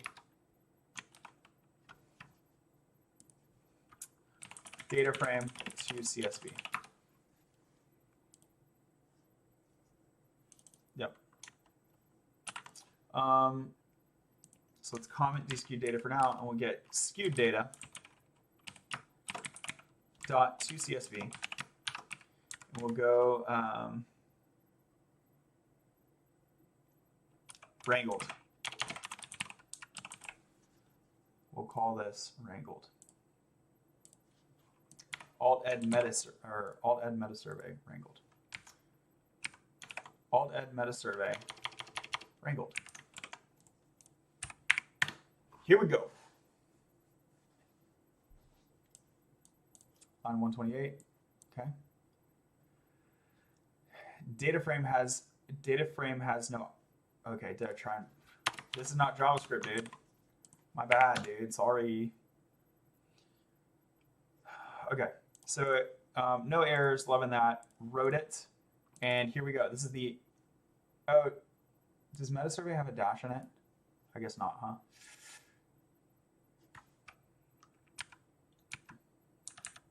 It's so weird to me that this like ID field is like.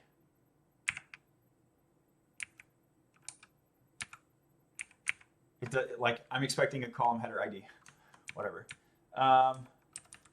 Unnamed. Ew.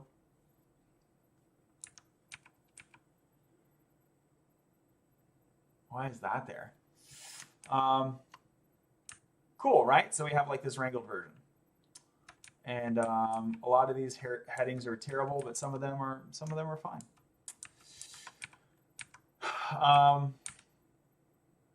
Strongly agree was not replaced. See that? Strongly agree was not replaced. That's why we wrote the CSV, was to prove that it was being replaced.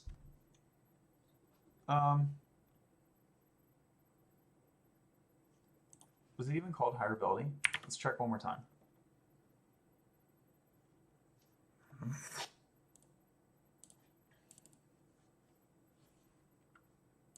There it is, hireability. Strongly agree. All right, so close this. Strongly agree, replace with 10. What's going on? Okay. Data frame, replace example.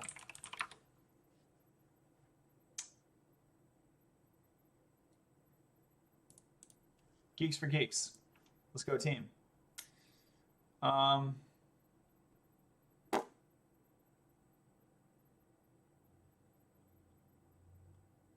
Boston Celtics to replace. Okay, so I need to label the input. Okay. Data frame dot replace.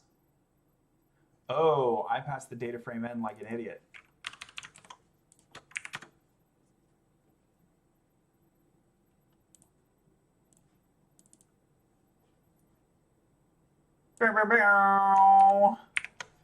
I think that's cleaner. I think that this way to write it is cleaner than having to specify to replace and whatever.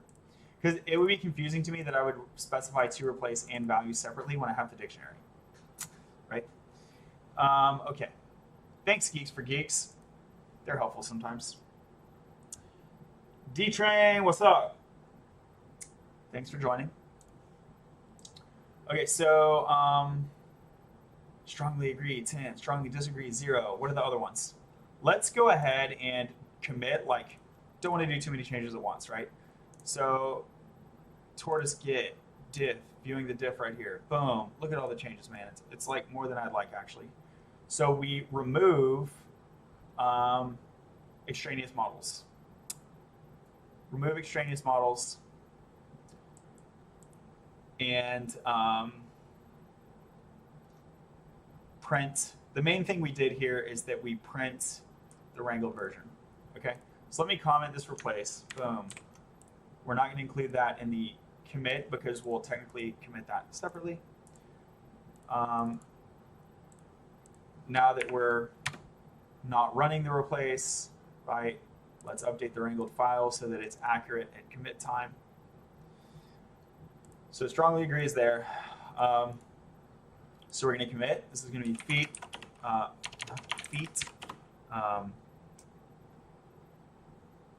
right wrangled CSV, and remove extraneous models. Okay, that's basically what we did, right? Cool.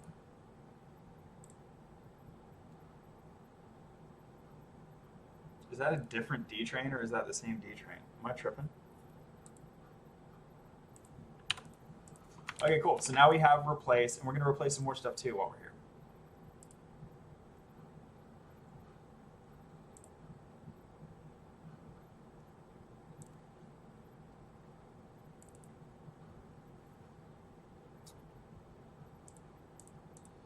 Strongly agree. Ooh, I just thought of a cool way to do this. I wanted to see if they had the same answer every time.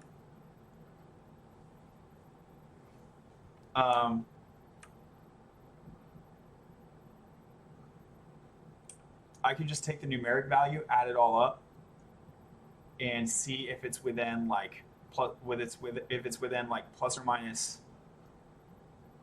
No, that doesn't quite work. I was thinking you could do plus or minus 5 of the of just like 10x that one.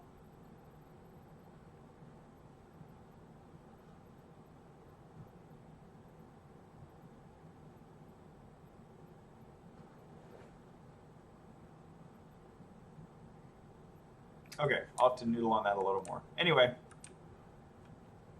very little. Let's go check the questionnaire. I think very little is equivalent to 0. SurveyMonkey, preview, and score.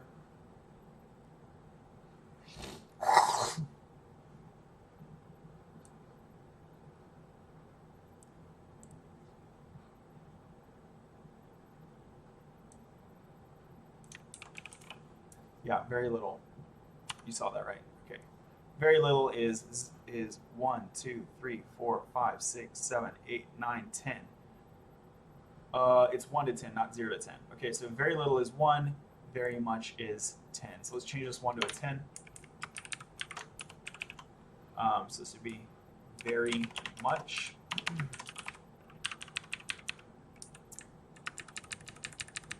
Very little. Okay. What's another one? Very much, very little.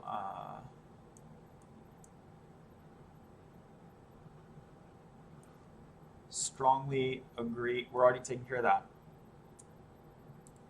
very unimpressed, and very I think these are the last pair. Very impressed, very unimpressed. Very impressed, very unimpressed.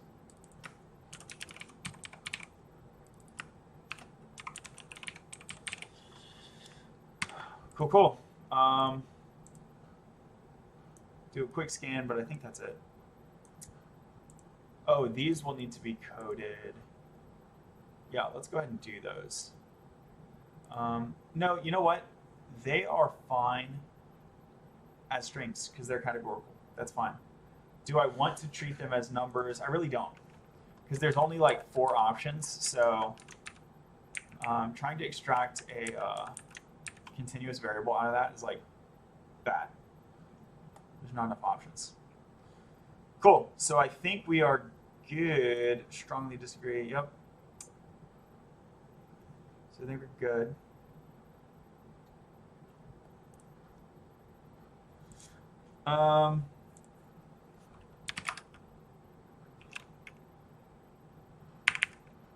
Pi analysis. Cool.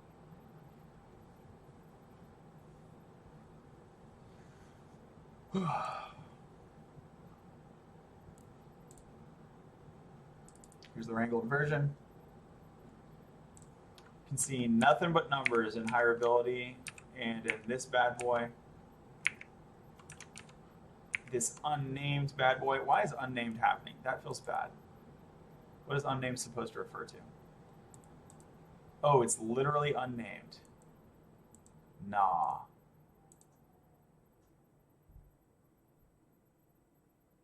I must have just deleted something I shouldn't have deleted. Boo. All right, well, let's go back and check that out. I have to do this again now because I'm dumb.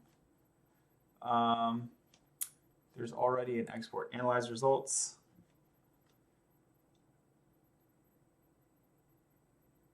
Export should already exist. We can just download it again.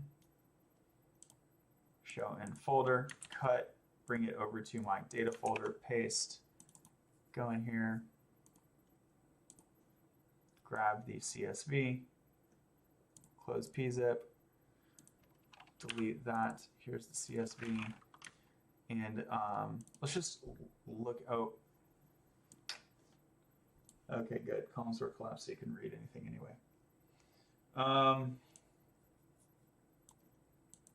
When you add up all the pros and cons for online education, that's what it is. So why is that turned to nothingness? It's because I just deleted it. I think I just deleted it because I'm dumb.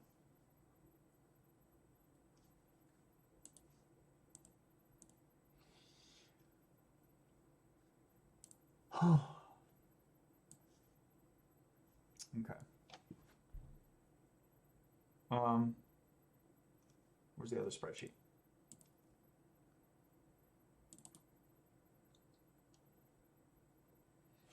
Start date, end date. For many, it will soon become common for high school graduates. And then next is, how long do you believe it usually takes? Okay. How long do you believe it usually takes? Yep. So I'm just going to copy this and paste it there. Boom. Make sure it's nowhere else. It's nowhere else. Are there any others like that where I deleted?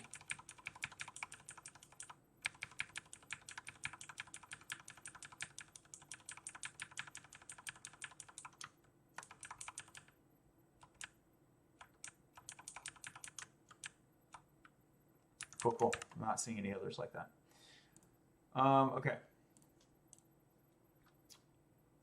So this is fix missing column, missing column title. It's not like the whole column was missing. Okay.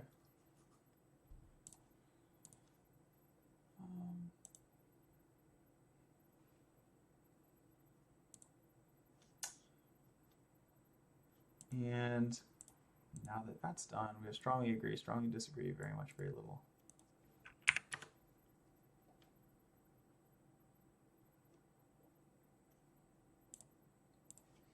Check the notes if there's anything else that I wanted to do in this stream. Basic exploratory analysis, mean median mode. We can do a sig check. Yeah, let's do this sig check by gender and then a simple OLS by gender. Cool. Yeah, that'll be pretty quick. So let's check this wrangled file. Wrangled file is looking pretty good. It's not quite done. Whew.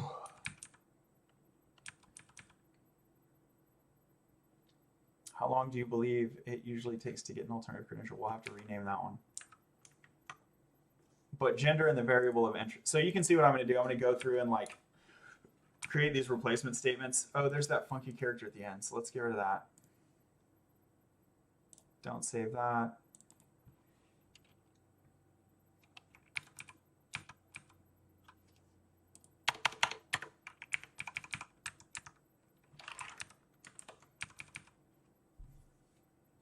Have you heard of any of, let's do this.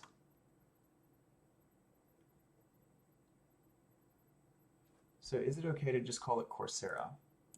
I think we just call it Coursera, nope. Familiarity is what I call it.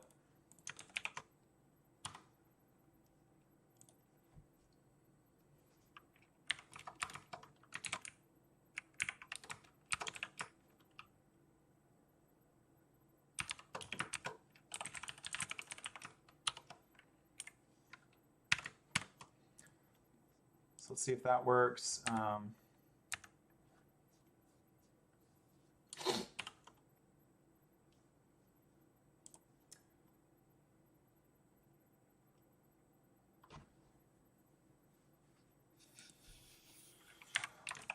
When you add up. Favor online ed, yep. This is favor. Oh, that's already being done. Sorry, what was the one that I...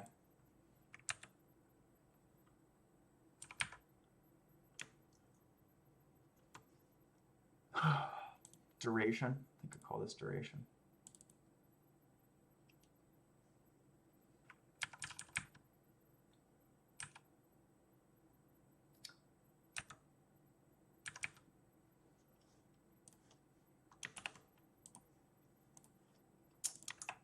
We can call it expected duration.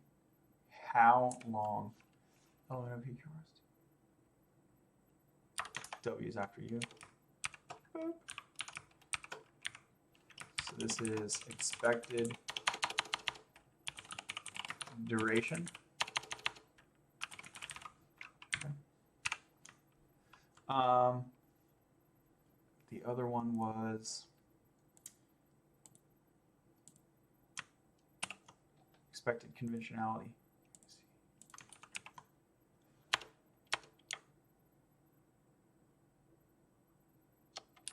It's right in front of us, isn't it? It will soon, with the wording change, it will soon become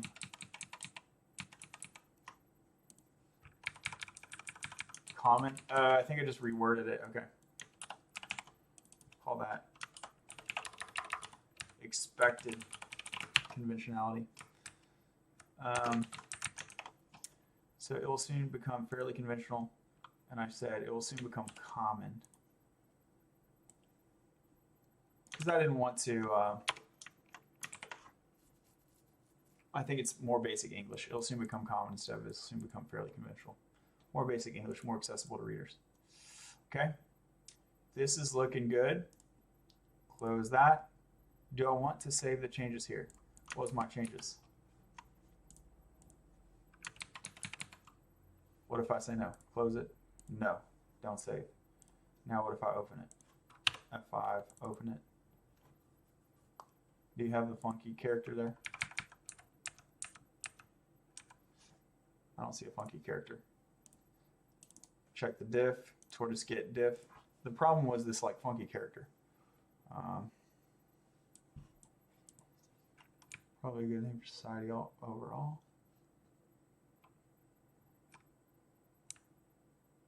Oh, is it double quote it looks like?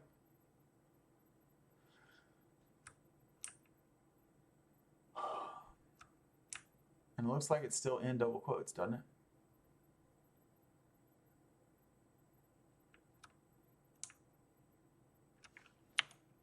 Nope, that's just the CSV formatting. That's not the strange character.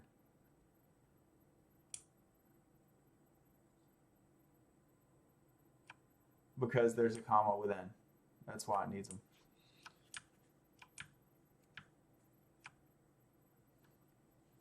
So I'm not seeing the character difference. Can you take me to the...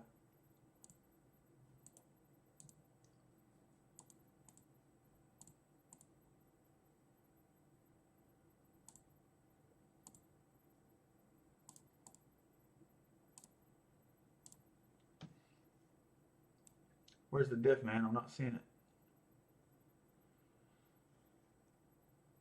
All right, well, I'm going to revert it because even though I'm pretty sure I did that right, I'm not seeing the diff. So we're going to revert. And then I'm going to go in there and make sure, and just do it one more time, make sure. So it was like this third one. Yeah, this funky character's right here. When you add up the pros and cons of online education is the one that has it. When you add up the pros and cons of online education, it might just not show in my differ. When you add up the pros and cons of online education, it's probably a good thing for society overall. Dot, double quote, comma.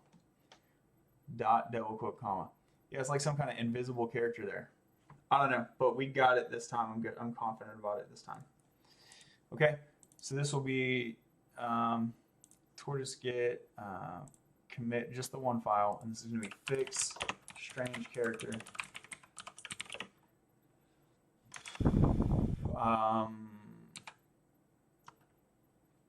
For online education question.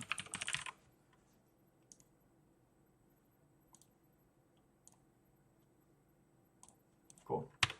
Now we go pi analysis, vars and regression. It's just vars though.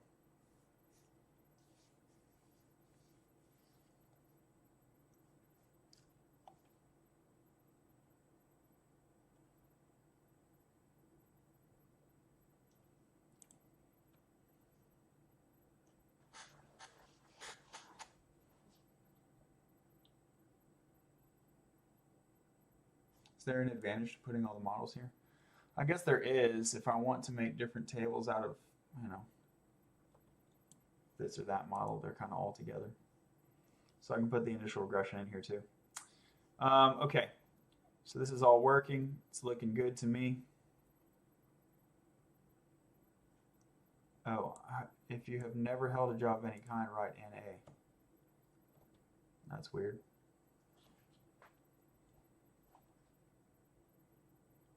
Okay. Have you heard of any of the following online course providers?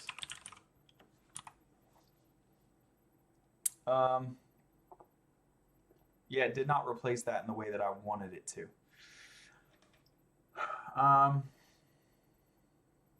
Rename regular expression, data frame rename regular expression.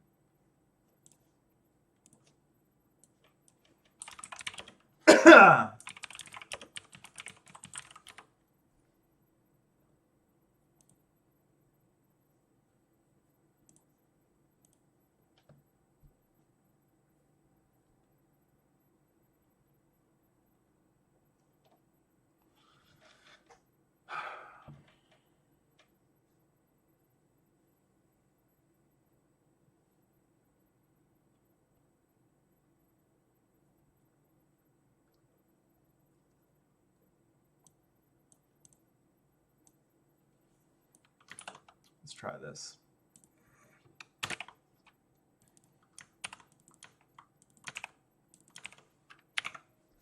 So we got Lambda RE package. Let's add it. Add from OS. No, just import RE. Didn't it just import RE?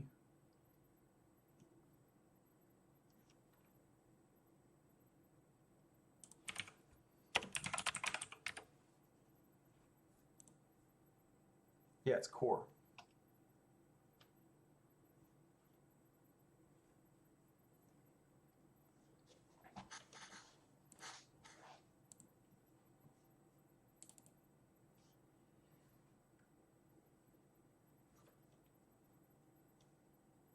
Okay, so I can just import Sorry.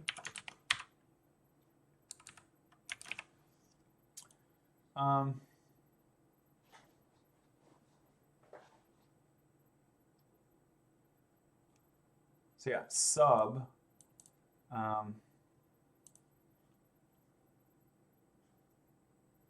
you heard? Let's sub this guy.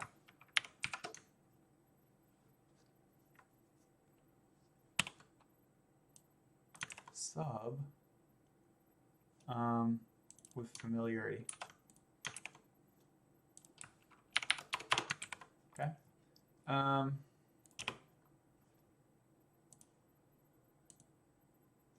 See what happens. Shlongy, what's up? Thanks for joining. Hello, Sir Dies a Lot. Hey, what's going on? How do you feel about Python?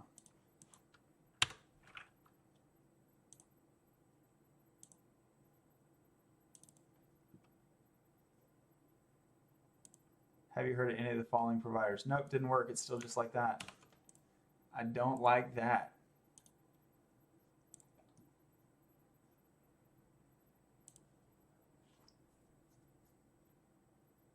Here's a lambda of x. Raw data dot rename columns equal lambda of x. Columns equal lambda of x. So x is going to be the column name. Now I got sub. Have you heard of any of the following providers? All right, what does this resub do? Oh, well, I didn't really give it an expression, did I? I just gave it a string.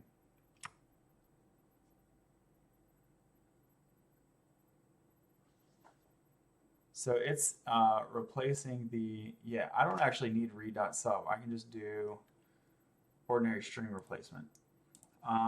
Python replace substring.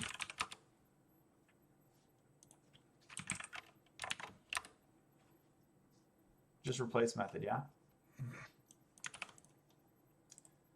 Okay, so let's try this.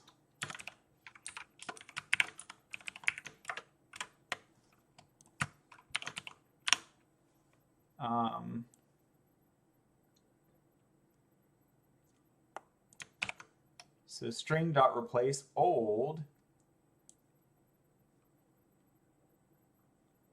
is x and new. Huh.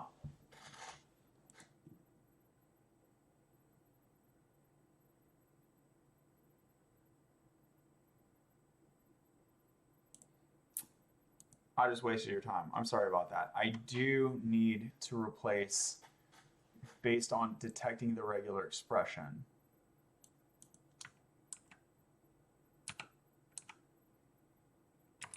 Yeah, I'll keep this around, but I'm pretty sure I'm going to get rid of it.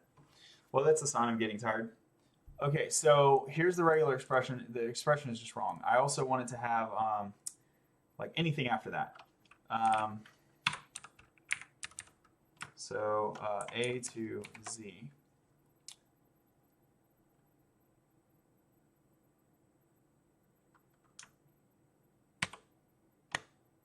But I want this to be a capture group.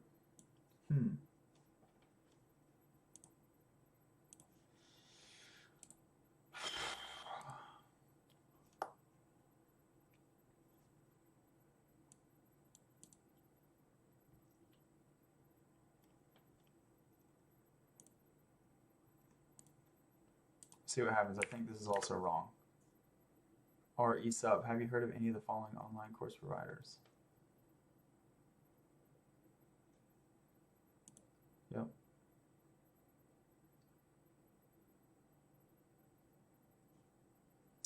Only remove one space. If you want to remove all, eSub R. Okay. So I need to use the R.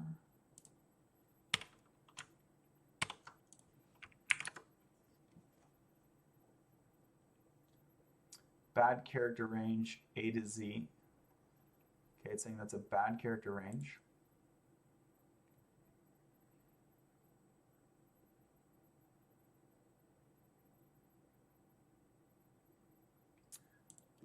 Do I need to have the $ in there?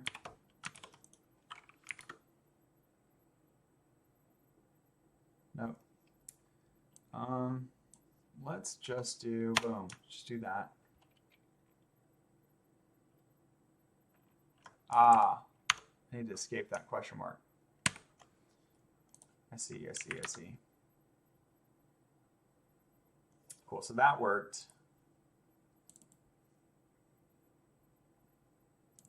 Oh, opened up the source. I want to open up the wrangled. So have you heard? So there doesn't seem to be a space. So let's drop the space.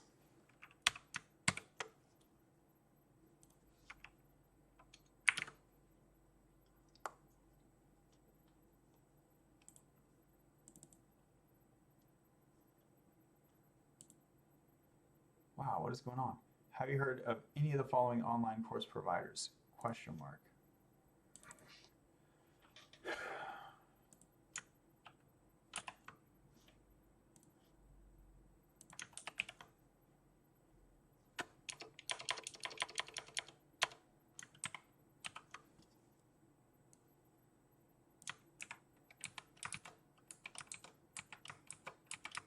Yeah, okay, so the string is correct, except this question mark. Let's get rid of that question mark. Oh, you know what? It could be the $ right there.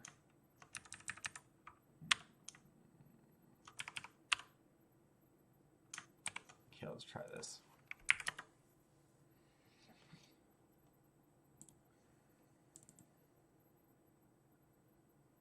Boom, got it. Familiarity. Okay, cool.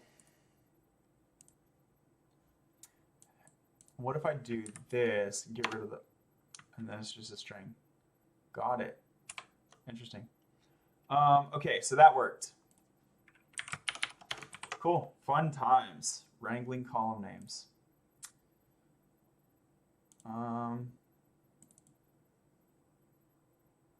So we got all these 10s and 0s. These are all looking good. And yeah, and I'll do the rest of the, you can see what I'm doing, right? Just wrangling the column names into something that's like ergonomic and like concise and easy to type and easy to think about and refer to, rather than having like these monsters like this. So I'll do the rest of those offline. I think you get the idea.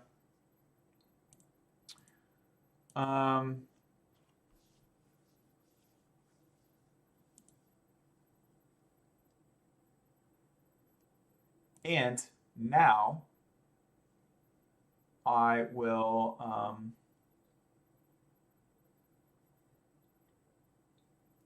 convert these to string. Let's see if they're already being treated as string. I think the answer is no. Oh, it's about to do a string to string comparison, isn't it? That's going to be awful. Okay, so let's do get dummies managerial effects.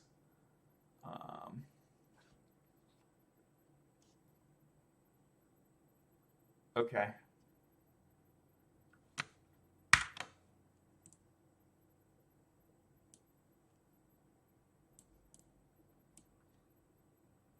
Get dummies. I think this is not what I want to do, but let's just see if that works. Manager effects, no. Unemployed, yes. Cool.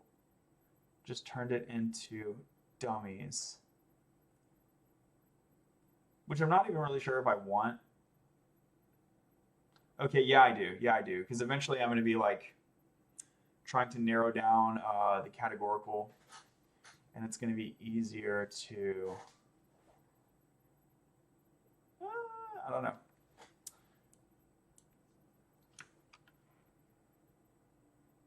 Is unemployed. I'm going to comment that for now, but I might come back and use it. Good to know it's working. Oh, and see, no unemployed. That's why I had reformat column names like over and over and over.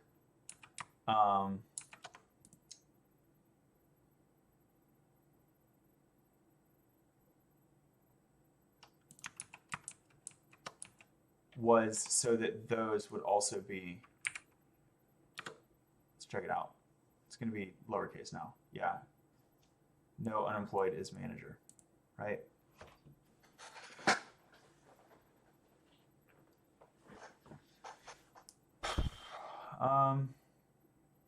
Yeah, so I'm going to comment that, but we'll keep it around. I might end up using it.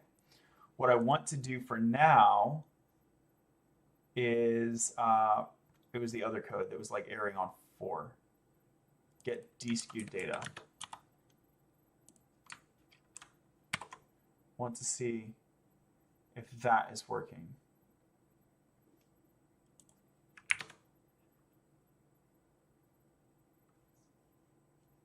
Not supported between instances of string and int. Good.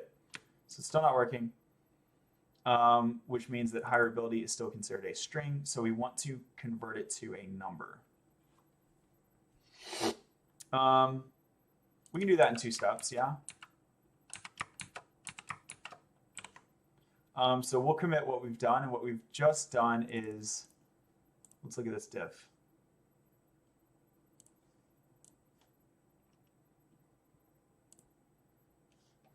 And we don't need that ref hire. Oh, yeah, we did. We ended up needing it. So replace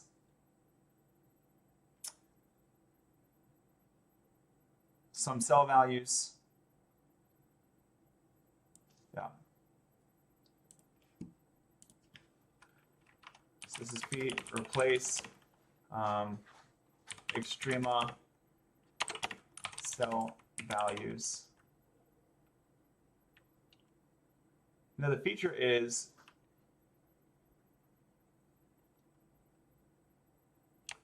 replace some string cells with numeric form. Numerize, make some cells numeric. Make some cells numeric, and wrangle some headings. Cool. Push that.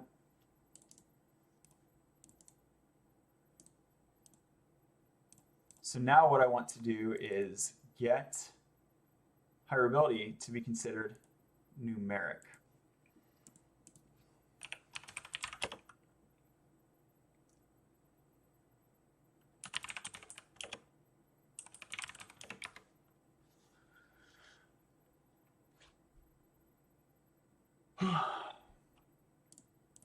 So I can do this column by column, but I would rather it be like data frame reformat. I'd rather like data frames like rescan, because whenever data frame parses initially, it scans it and determines the data type, and I think it could rescan and basically determine it correctly. Oh, to numeric, that seems convenient. Data frame rescan column format. Infer objects, cool.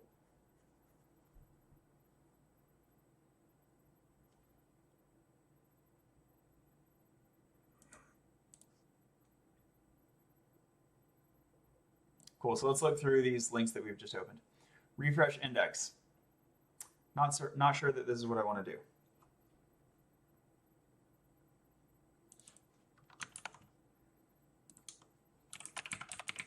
Let's check it out.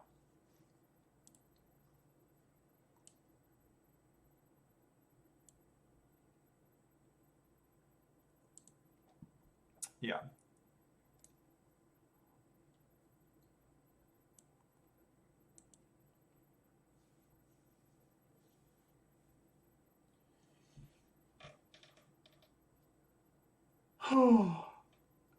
So this is definitely not what I want.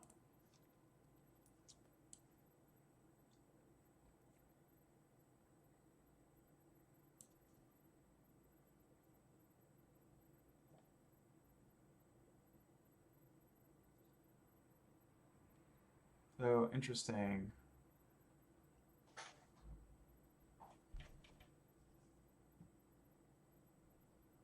Attempts soft conversion of object D-typed columns, leaving non-object and unconvertible columns unchanged. Inference rules are the same as during construction.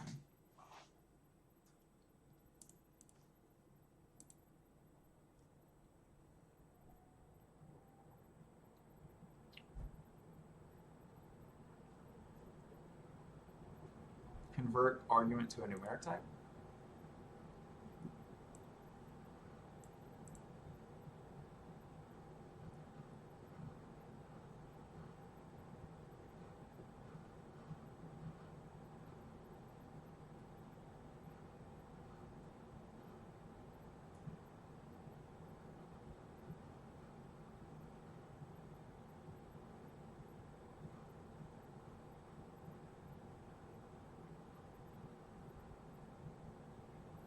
Downcasting to nullable integer. What is going on with that? Okay.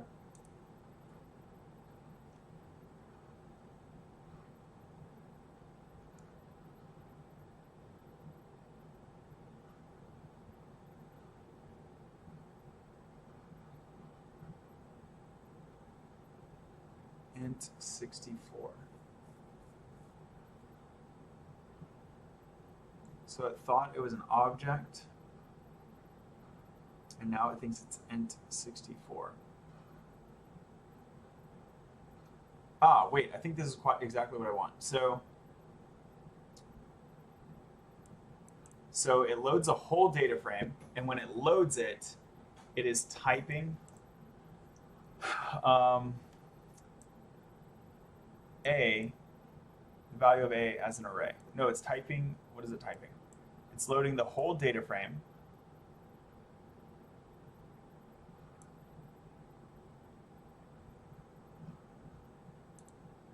It's getting the value A. iLock 1. Let's double check on this iLock thing.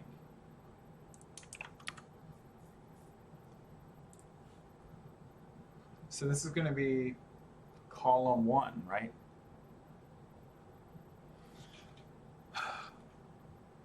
Purely integer location-based indexing for selection by position. It's primarily integer-based. So this is column 1, 2, 3. Oh no, those are rows. Okay. Row 1, 2, 3. And now we just pick the first row. Okay, so I think I was getting columns and rows switched up. So this is a row. So we load the whole data frame, and now we just pick the row. Okay, so this row is now a single row data frame, and it considers the value to be an object because it's an array. This array is an object, right? The int64 thing, I don't know. Is it just like determining like a smaller? Okay, I think this is not what I want, actually. I was hopeful, but I think it's not what I want. Python panda string to integer. John, Kyle, Chloe, student ID, 1, 2, 3. All right, student name, student ID. Int64 is student ID, so that's 1, 2, 3. When did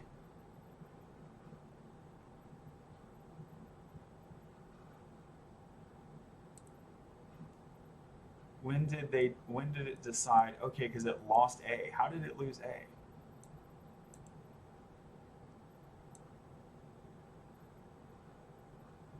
It's this syntax, 0, 1. So 0, I'm thinking 0 would be this. Let's go back and look at iLock again. I'm not getting something. So iLock of 0 would get you the first row. But this iLock 1 colon is different. So colon 3 with a slice object, colon 3, I still have A, B, C, D, 1, 100, 1000. So we're like skipping 10, right? 100, 1000. Nope, we didn't skip 10. ABCD, ABCD. What happened?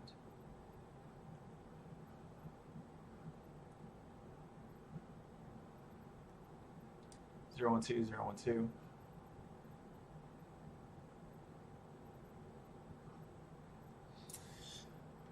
I'm not sure what's being sliced there. Scalar, list of integers, slice object, slice with slice objects. So this syntax is called a slice object. Okay, so I need to know what a slice object does.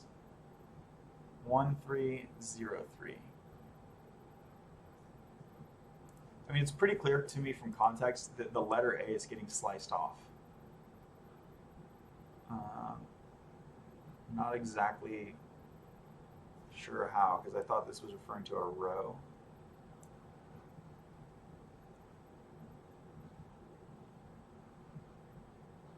But let's take it that this is syntax slices off the letter A, and now it knows that it's integer. Okay. So this doesn't work, right? In theory, all I need to do is just infer types again.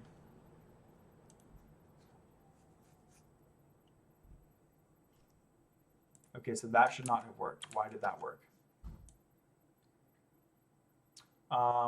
It worked because something bad is going on.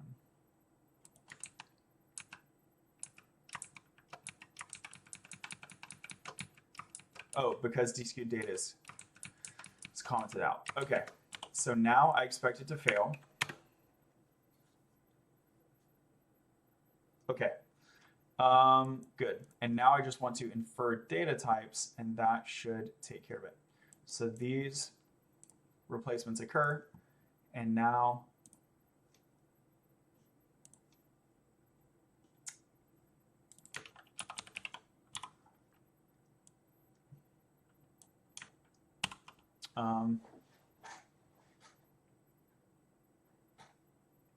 that would get me the right data types, I think, but how do I set them?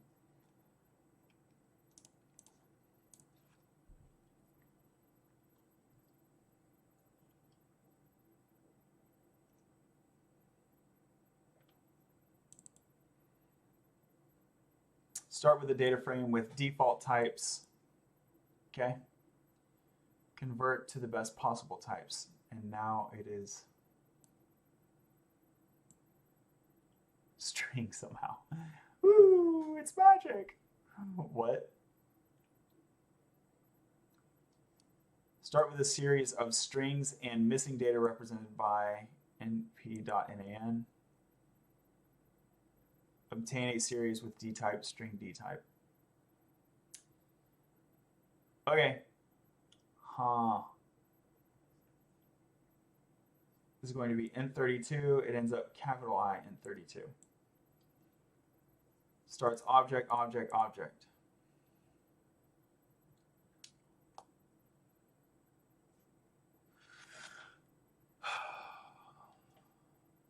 I feel like I like the final result, and I'm just confused about this intermediary or this like starting point. Okay, because this was not construction time. This was like at some point.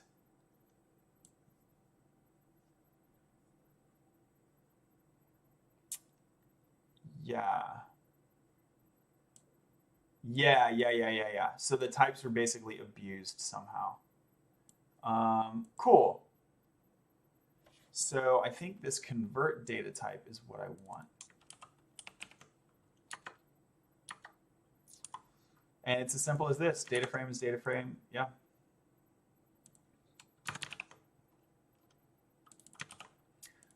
So now I expect my less than 4 works.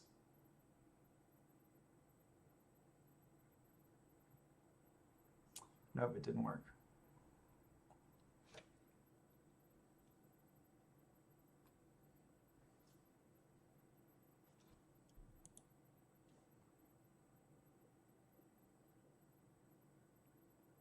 It didn't work. What if I set all the types to O and then I have it reinfer?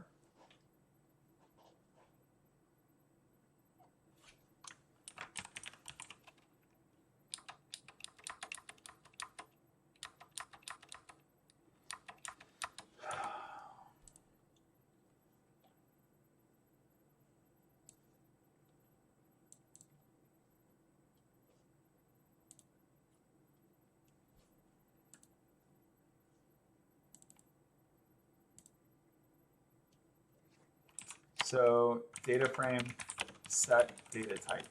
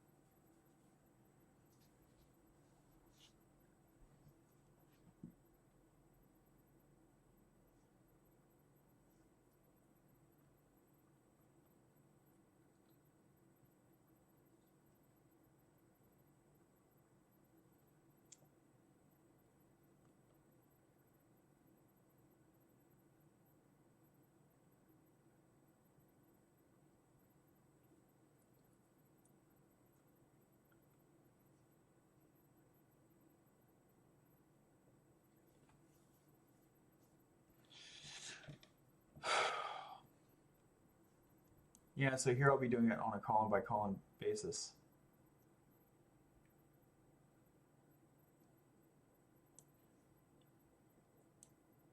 Okay, via the apply method.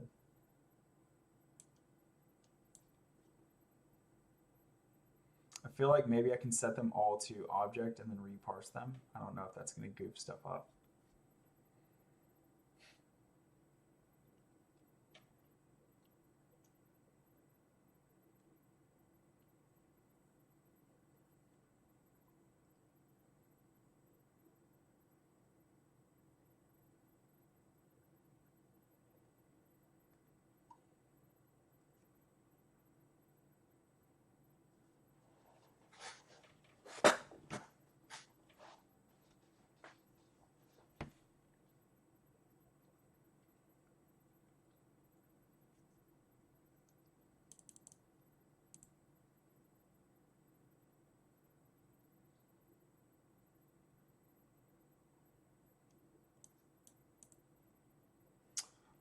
Sometimes convert incorrectly, so I don't want to do that.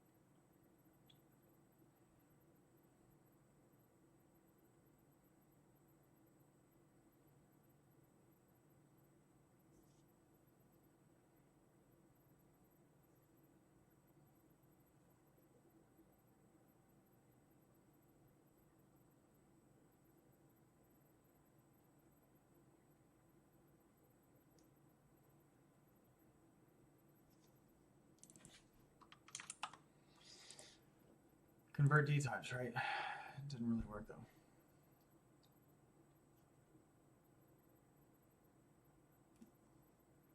All right, I guess we're gonna have to be explicit. Boo, hate it, hate it, hate it.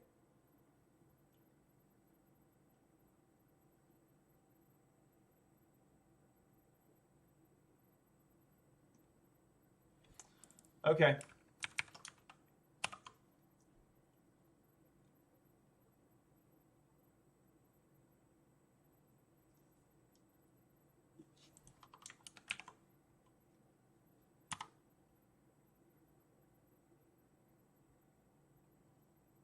How do I do, yeah, multiple at once? It's like this.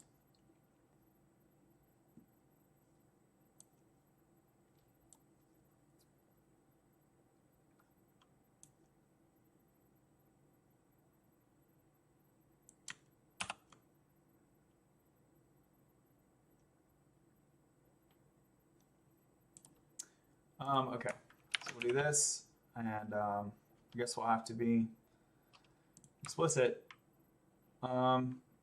This should be done at the end of value wrangling. Maybe I could extract the value wrangling because we're going to have to split ocean.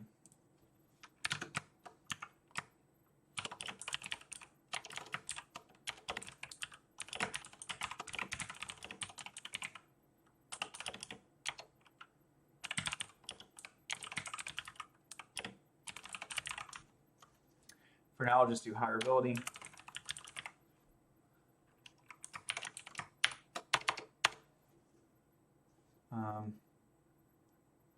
I'll do it down here so that I can take advantage of my concise syntax. So, yeah, hireability. And is that the only one I want to test for now? I think so.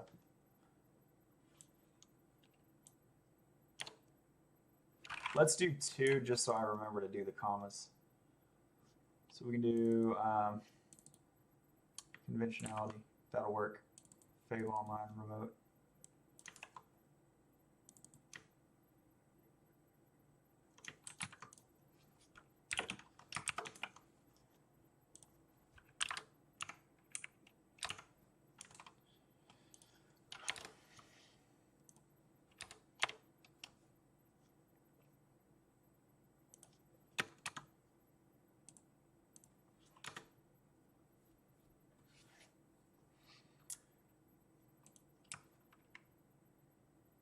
COVID Fav online. No, that's not it. Favor online ed. Yep.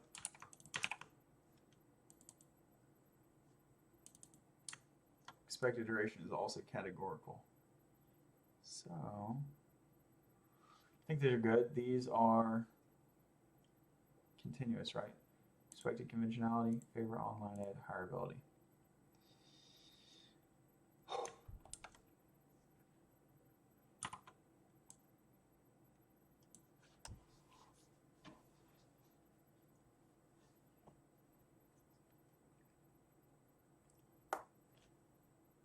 Cool.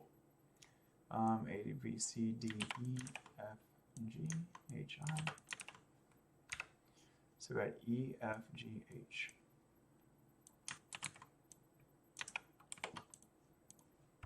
So make those numeric, and now my for comparison ought to work. There it is.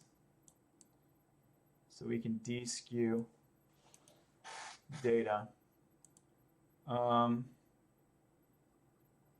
Cool. So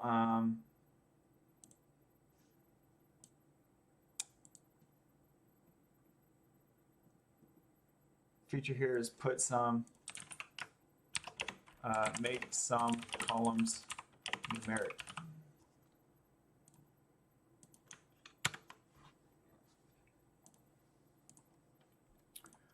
And then let's get our first model out of here. So, oh, that's why I kept all those irrelevant expressions, wasn't it? Just because I wanted to have the model syntax. I can just grab it, that's fine.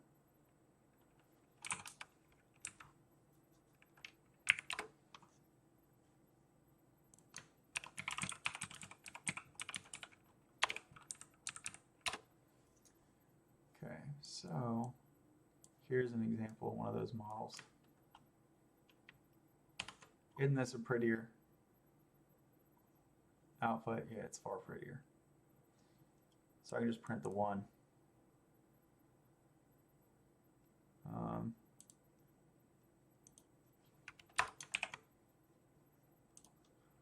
See, like that.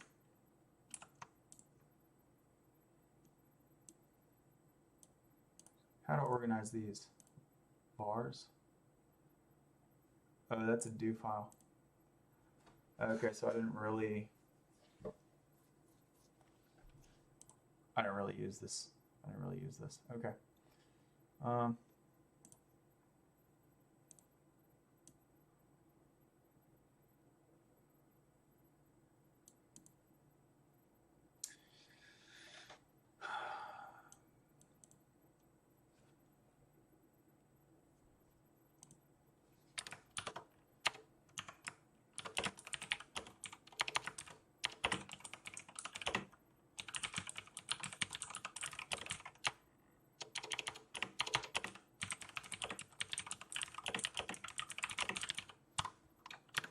I'm going to extract that to another file.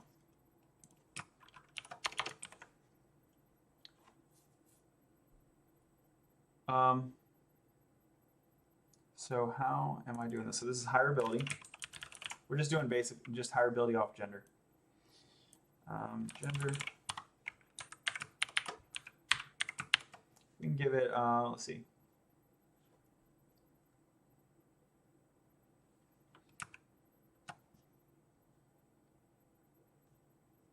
Can I do, I don't know if I can do this.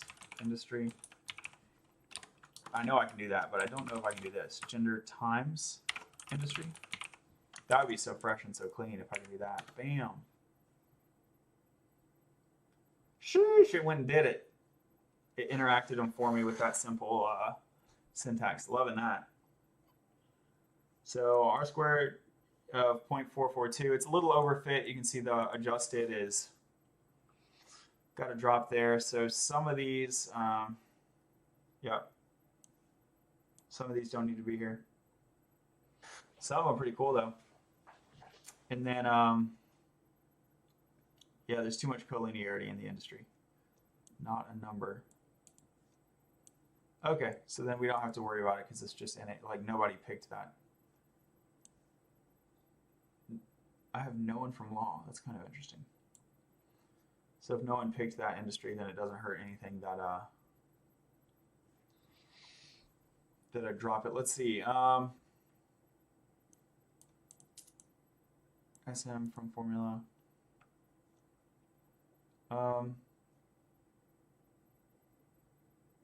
This is data. Get data false. So we're saying don't drop the first dummy.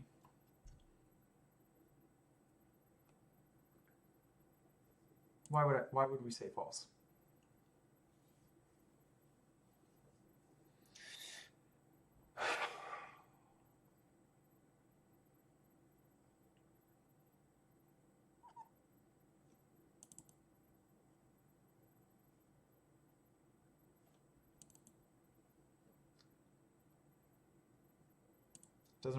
It doesn't really seem to matter because maybe that's why we're saying false, just to make it clear to me as the data engineer or the reader that we're not dropping dummies. So just know that data equals get data. Yeah, it's just like that. So we don't actually need to, so we can do this.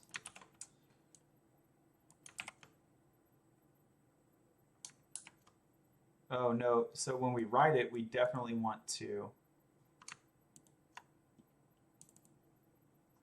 not drop those dummies. I mean, we're not using it right now anyway.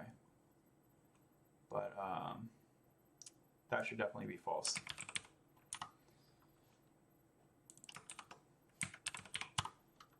So now I can use this. It's going to be the same thing though. So this is interesting. So gender is pretty important, turns out.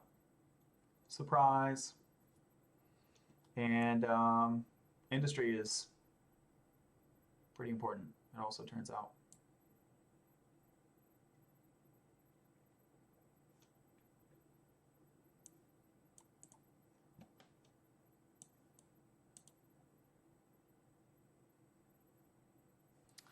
Covariance is non-robust. Let's do an RLM then. Let's see.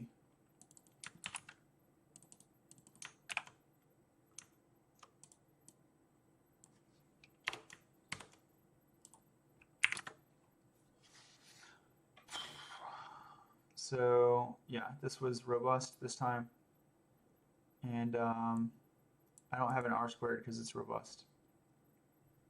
iterated.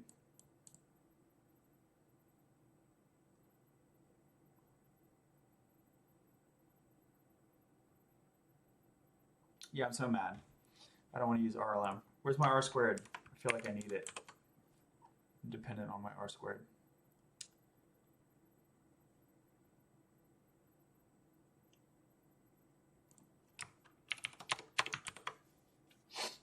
Okay.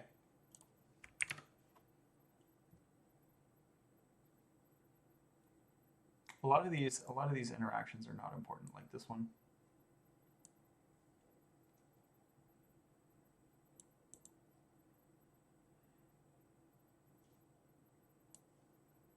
Oh, you know what? Hold on. Wow, other gender identification is like really important. Count. Can I count?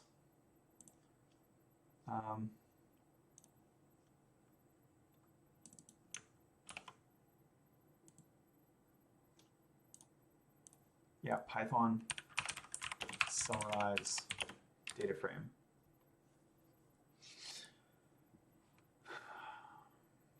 Does it describe?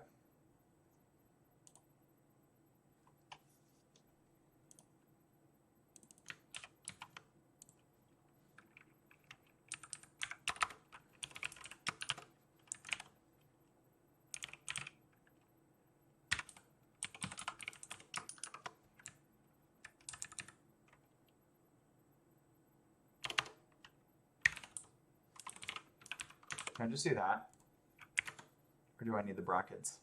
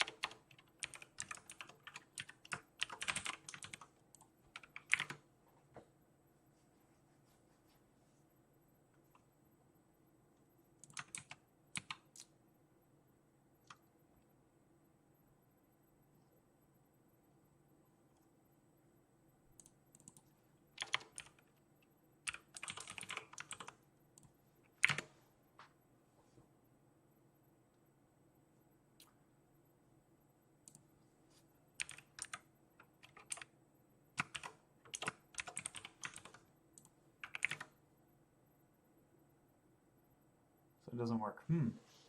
How do I get that subframe?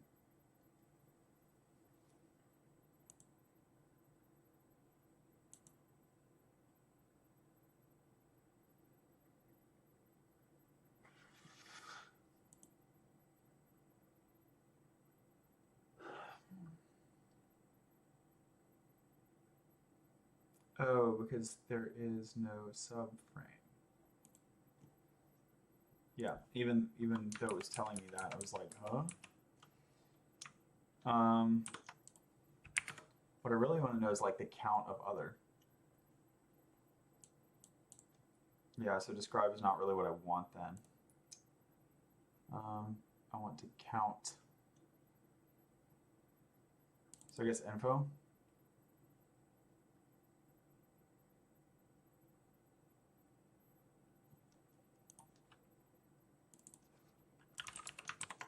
I feel like it was called summarize. Let's see if that's a different one. Sum.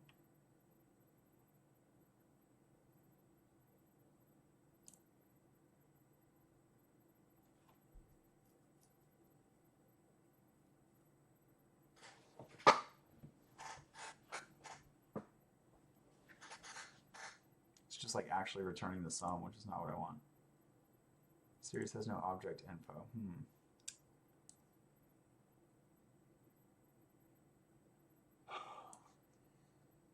Value counts, yeah, that's what I want, value counts.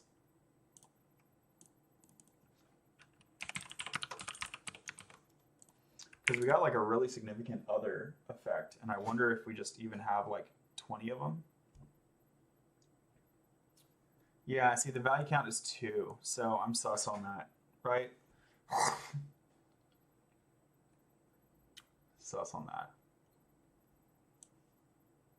I know I have some more others in my other data, but I never merged them. So the fact that this is so significant is actually a sign of overfit.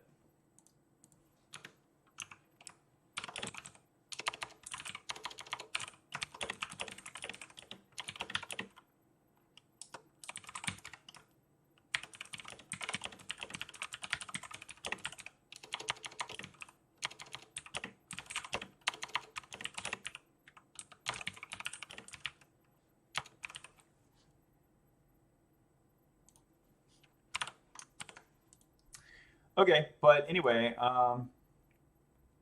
so what was like our super naive finding? Super naive finding is that gender matters, and specifically, men are more positively associated with higher ability. That is, they are more willing to hire someone on the basis of alternative credentials, which is generally consistent with some of the theories and then not consistent with other theories. So it's like far too early to say. So one theory would be that women are higher in openness. So they would be more open to the idea from a personality perspective. But another theory is that men are more risk tolerant. And so if alternative credential holders are viewed as risky, which they are, and another way to say that is that college degree holders are considered safer. But so then from a risk aversion explanation, you would expect, let's do that quickly. That'll be kind of fun if we just quickly jam in the risk aversion variable, because I have a variable for that.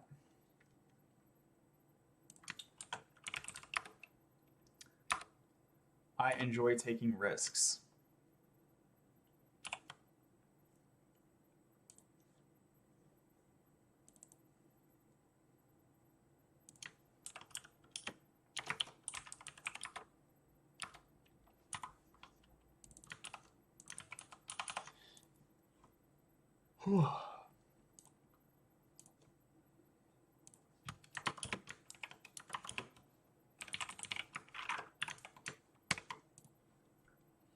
So we'll look at the interaction variable because that will tell us, we expect that to be significant because that's just verifying that men and women even have different risk preferences.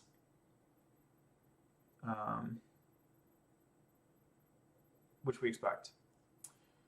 So male, I guess collinearity, drop the other options. Oh, I enjoy taking risks as being treated categorically. That's not good. I enjoy taking, so we need to add that to the,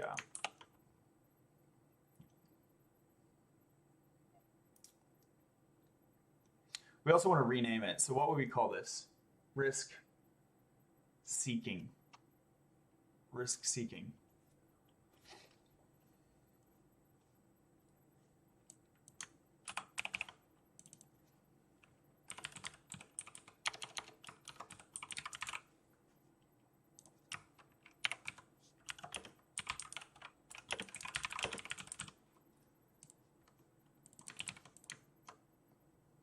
So we'll come down here, call it risk seeking.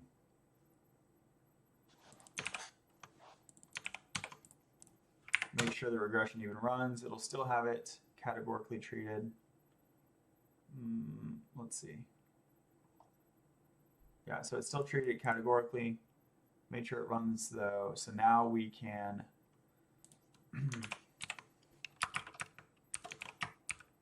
throw it on here. So now it should treat it numerically.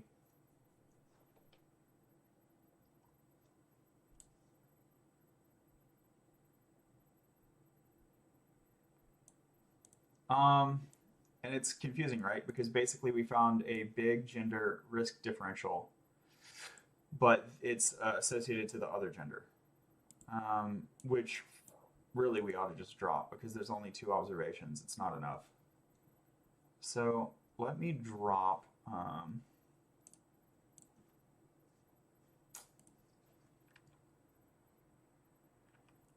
pandas drop column. Oh, what a convenient name. Remove rows or columns by specifying label names and corresponding axes.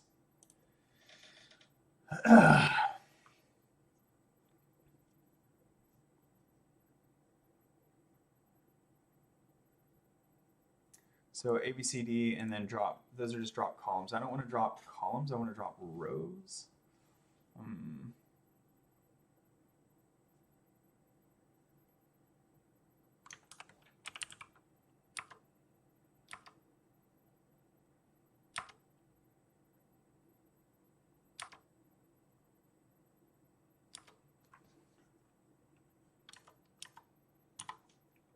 Okay, so pandas drop row by column value.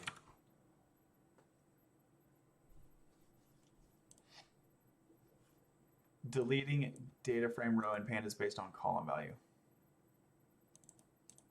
Oh, cool.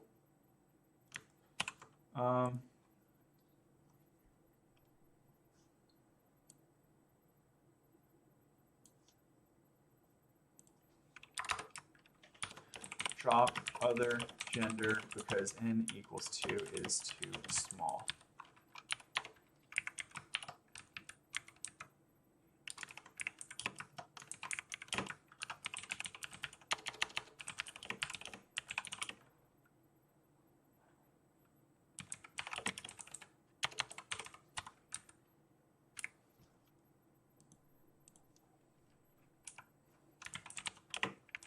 Maybe revisit here or in separate analysis if oversay it doesn't.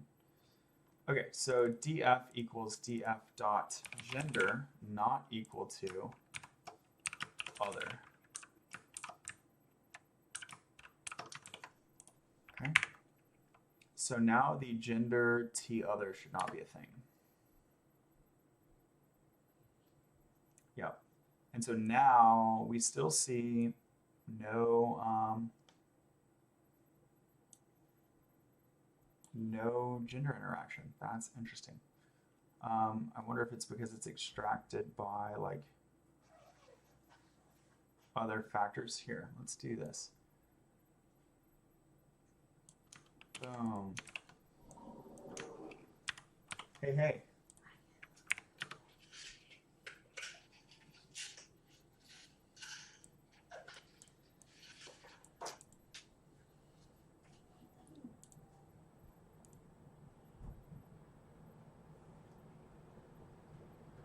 Risk seeking is still here. I thought I took it out.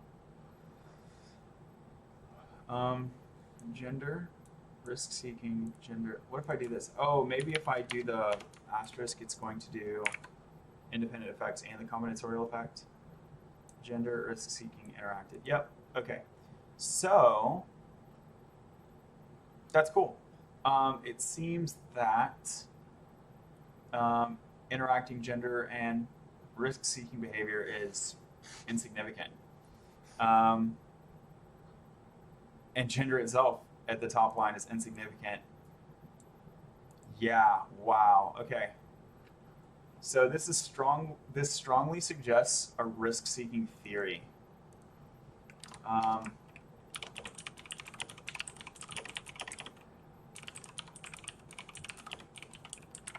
So this is strong evidence for a risk theoretic explanation, and the reason is, like if we regress on gender alone, gender is important. But if we, as soon as we include risk seeking, gender is no longer significant. It's explained away by risk seeking. So there's the relationship would be, it's not so much your gender that matters as your risk seeking behavior. And while it's true that risk-seeking behavior and gender correlate, indeed causally correlate, based on this analysis that we're finding right now, the more fundamental attribute would be risk-seeking. The more fundamental attribute would be risk-seeking.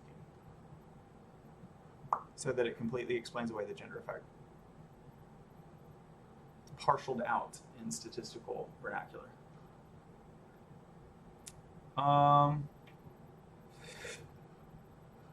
Cool. Yeah, let's do that one more time. So we drop risk seeking, just like at gender. Gender is significant, yeah.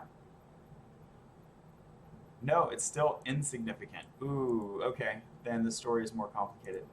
It was industry. What? It was after we included industry.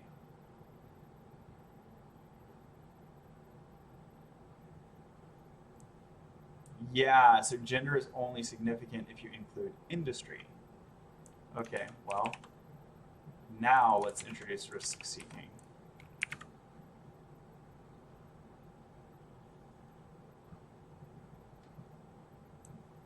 And now risk seeking is still important, not as important, but still important.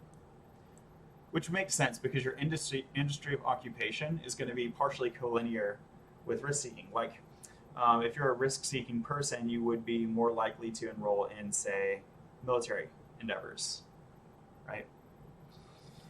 Or if you're risk averse, you would stay away from military endeavors. So here, gender does matter. Gender doesn't matter, and it doesn't.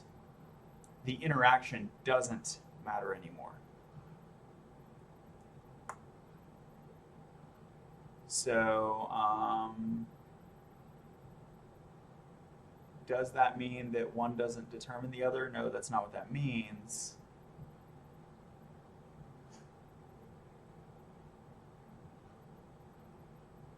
It means one doesn't determine the other. Yeah, it means one doesn't determine the other because the interaction is super weak. The interaction is super weak. Huh, okay. So strong evidence for a risk theoretic explanation. Nope, not yet. Can I just do this? Risk seeking. Boop. Can I do this syntax or is that too weird? So this model was 512389 on the R's.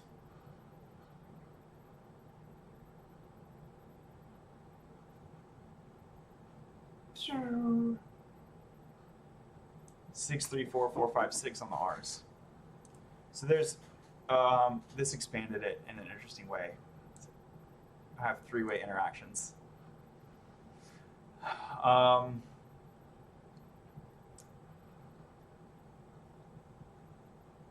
So the three-way interactions increased the adjusted R squared. Let's look at tech, and then we'll wrap up the stream. So, do you work in information technology? 000 impact on favorability. Looks like health is even more positive. That's super wild.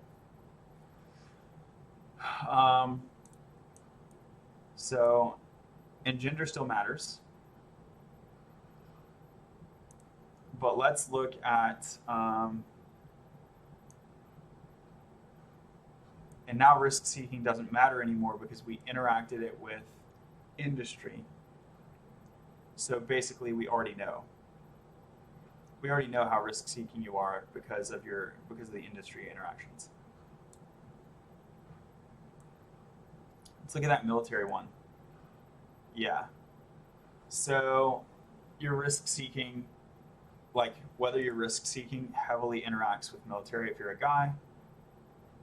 What if you're not a guy?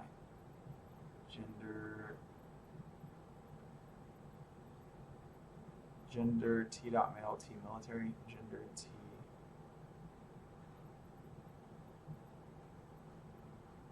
Whoa, yeah, those are like two directions of interaction. Ew, it's too complicated. Yeah, it's still important. Surprise.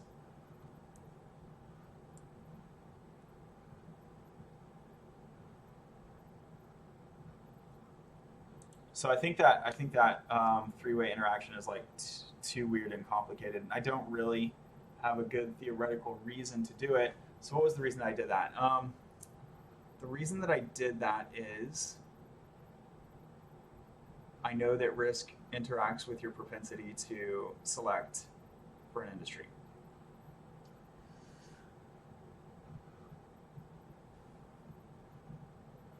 Well, that's a good reason to interact these two guys, but it's not a good reason to interact all three.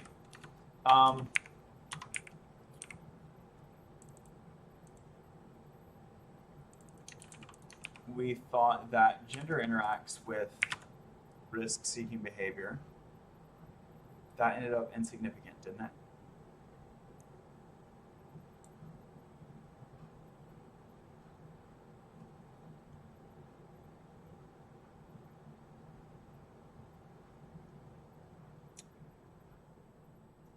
Yeah, my analysis right now is so questionable. It's very chicken and eggy because I'm saying, hey, if you separate the industry risk tolerance interaction, then there's sort of like a weak gender risk tolerance interaction. But you already separated, like you're double counting risk in some sense. So it's like,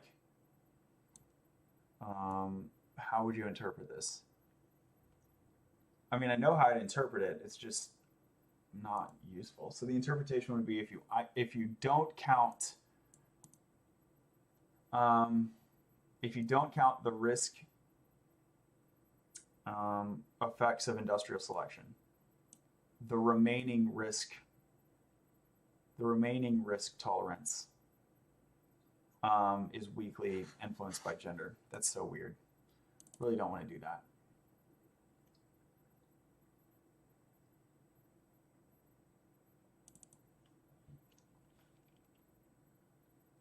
So 566,436. So let's compare. Let's say I'm only going to interact it with one.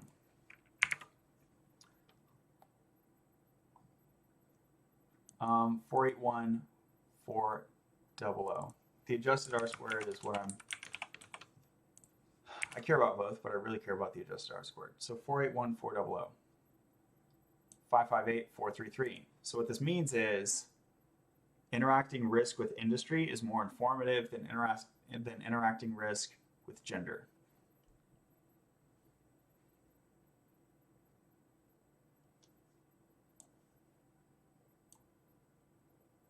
And then what if we just don't interact it at all? What if we just take it as independent?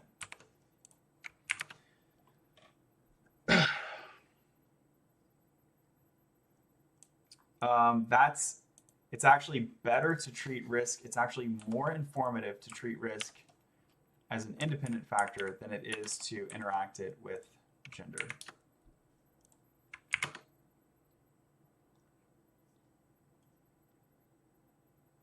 Yeah, that's interesting too. It's more informative to treat risk as an independent factor.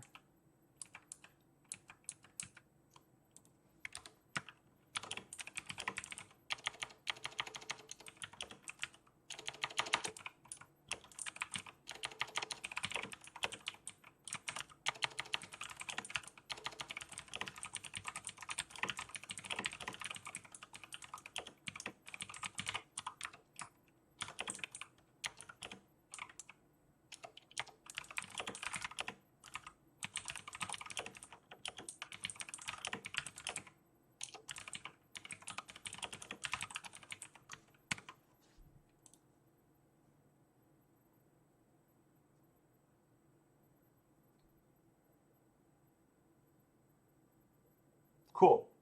Well, some things to stew on. So I think you've gotten the basics of data wrangling. Let's commit this. Refresh, delete this little folder. Let's check the git diff. What did we just do? We made a basic model, renamed a variable, drop other gender. Sample's too small, it's unreliable. Get rid of this. Cool.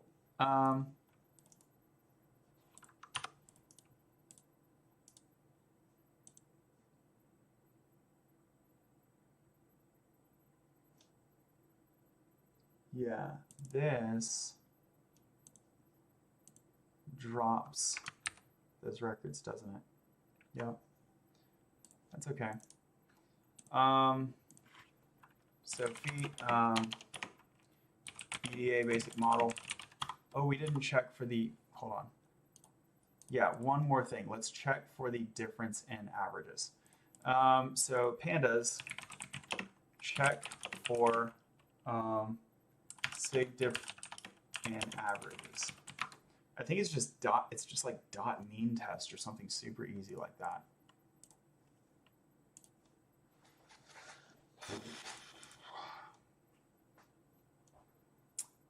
Two independent samples. Yeah, this is it. Two independent samples from the same or different population. I do have,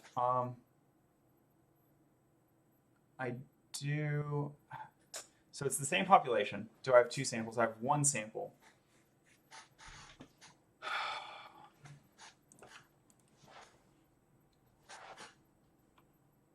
I guess I'm testing for a population difference. I'm testing is the population of men different from the population of women. Test population difference, pandas. Population mean difference. I have the same samples, but I'm testing. It's the same test, isn't it? Test and yeah. Hypothesis testing. Yep.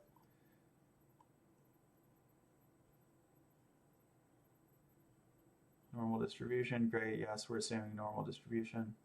Alternative hypothesis is that the means are different.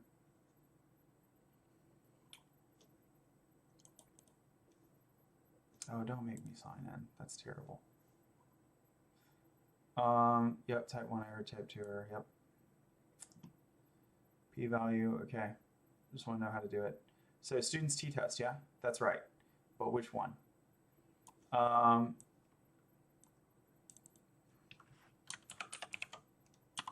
This one sample thing.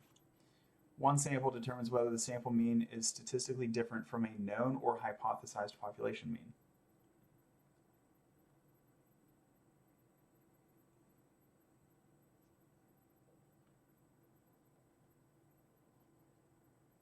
No, I think I want the two.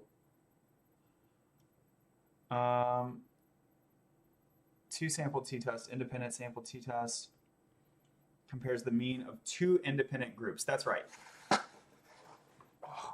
So it's the same test. So in the use case from Stack Overflow, they were like, you have two different samples and you want to compare if they're the same population. So it's like two administrations of a survey, for example.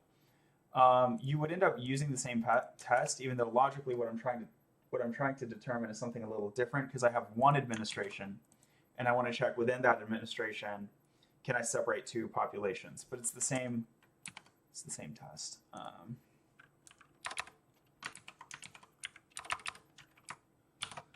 Are men and women naively different?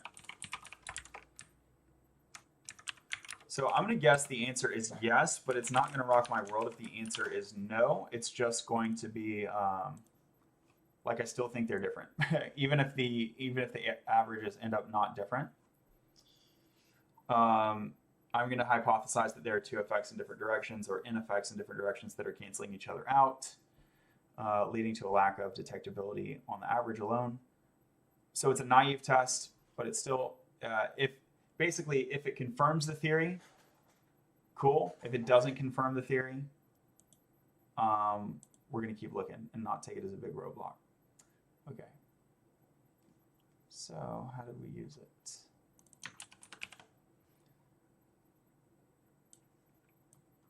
T-test p-val.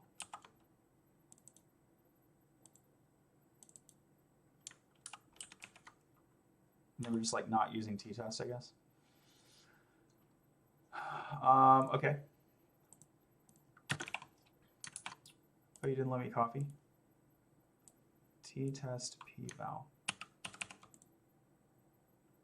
No, don't do that. T-test p-val. And then I just print the p-val. So this is coming from SciPy.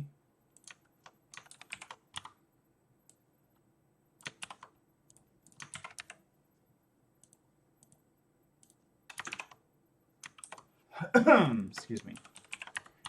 Okay, so I don't want to compare week 1 and week 2. I want to compare skewed data. I want to compare men and women. Gender. Skewed data. Gender.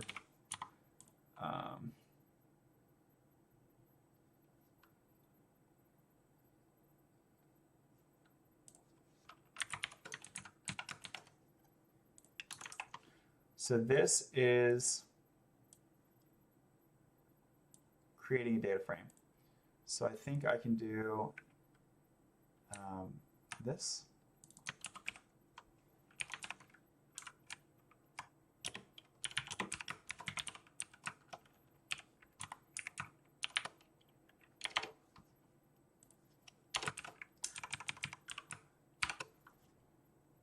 I don't really understand single versus double quotes in Python. I get it in JavaScript, and we would basically always want the single quote.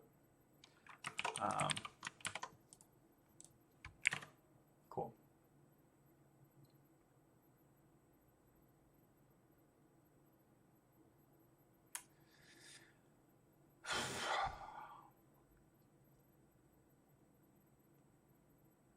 Can only concatenate string, not float to string.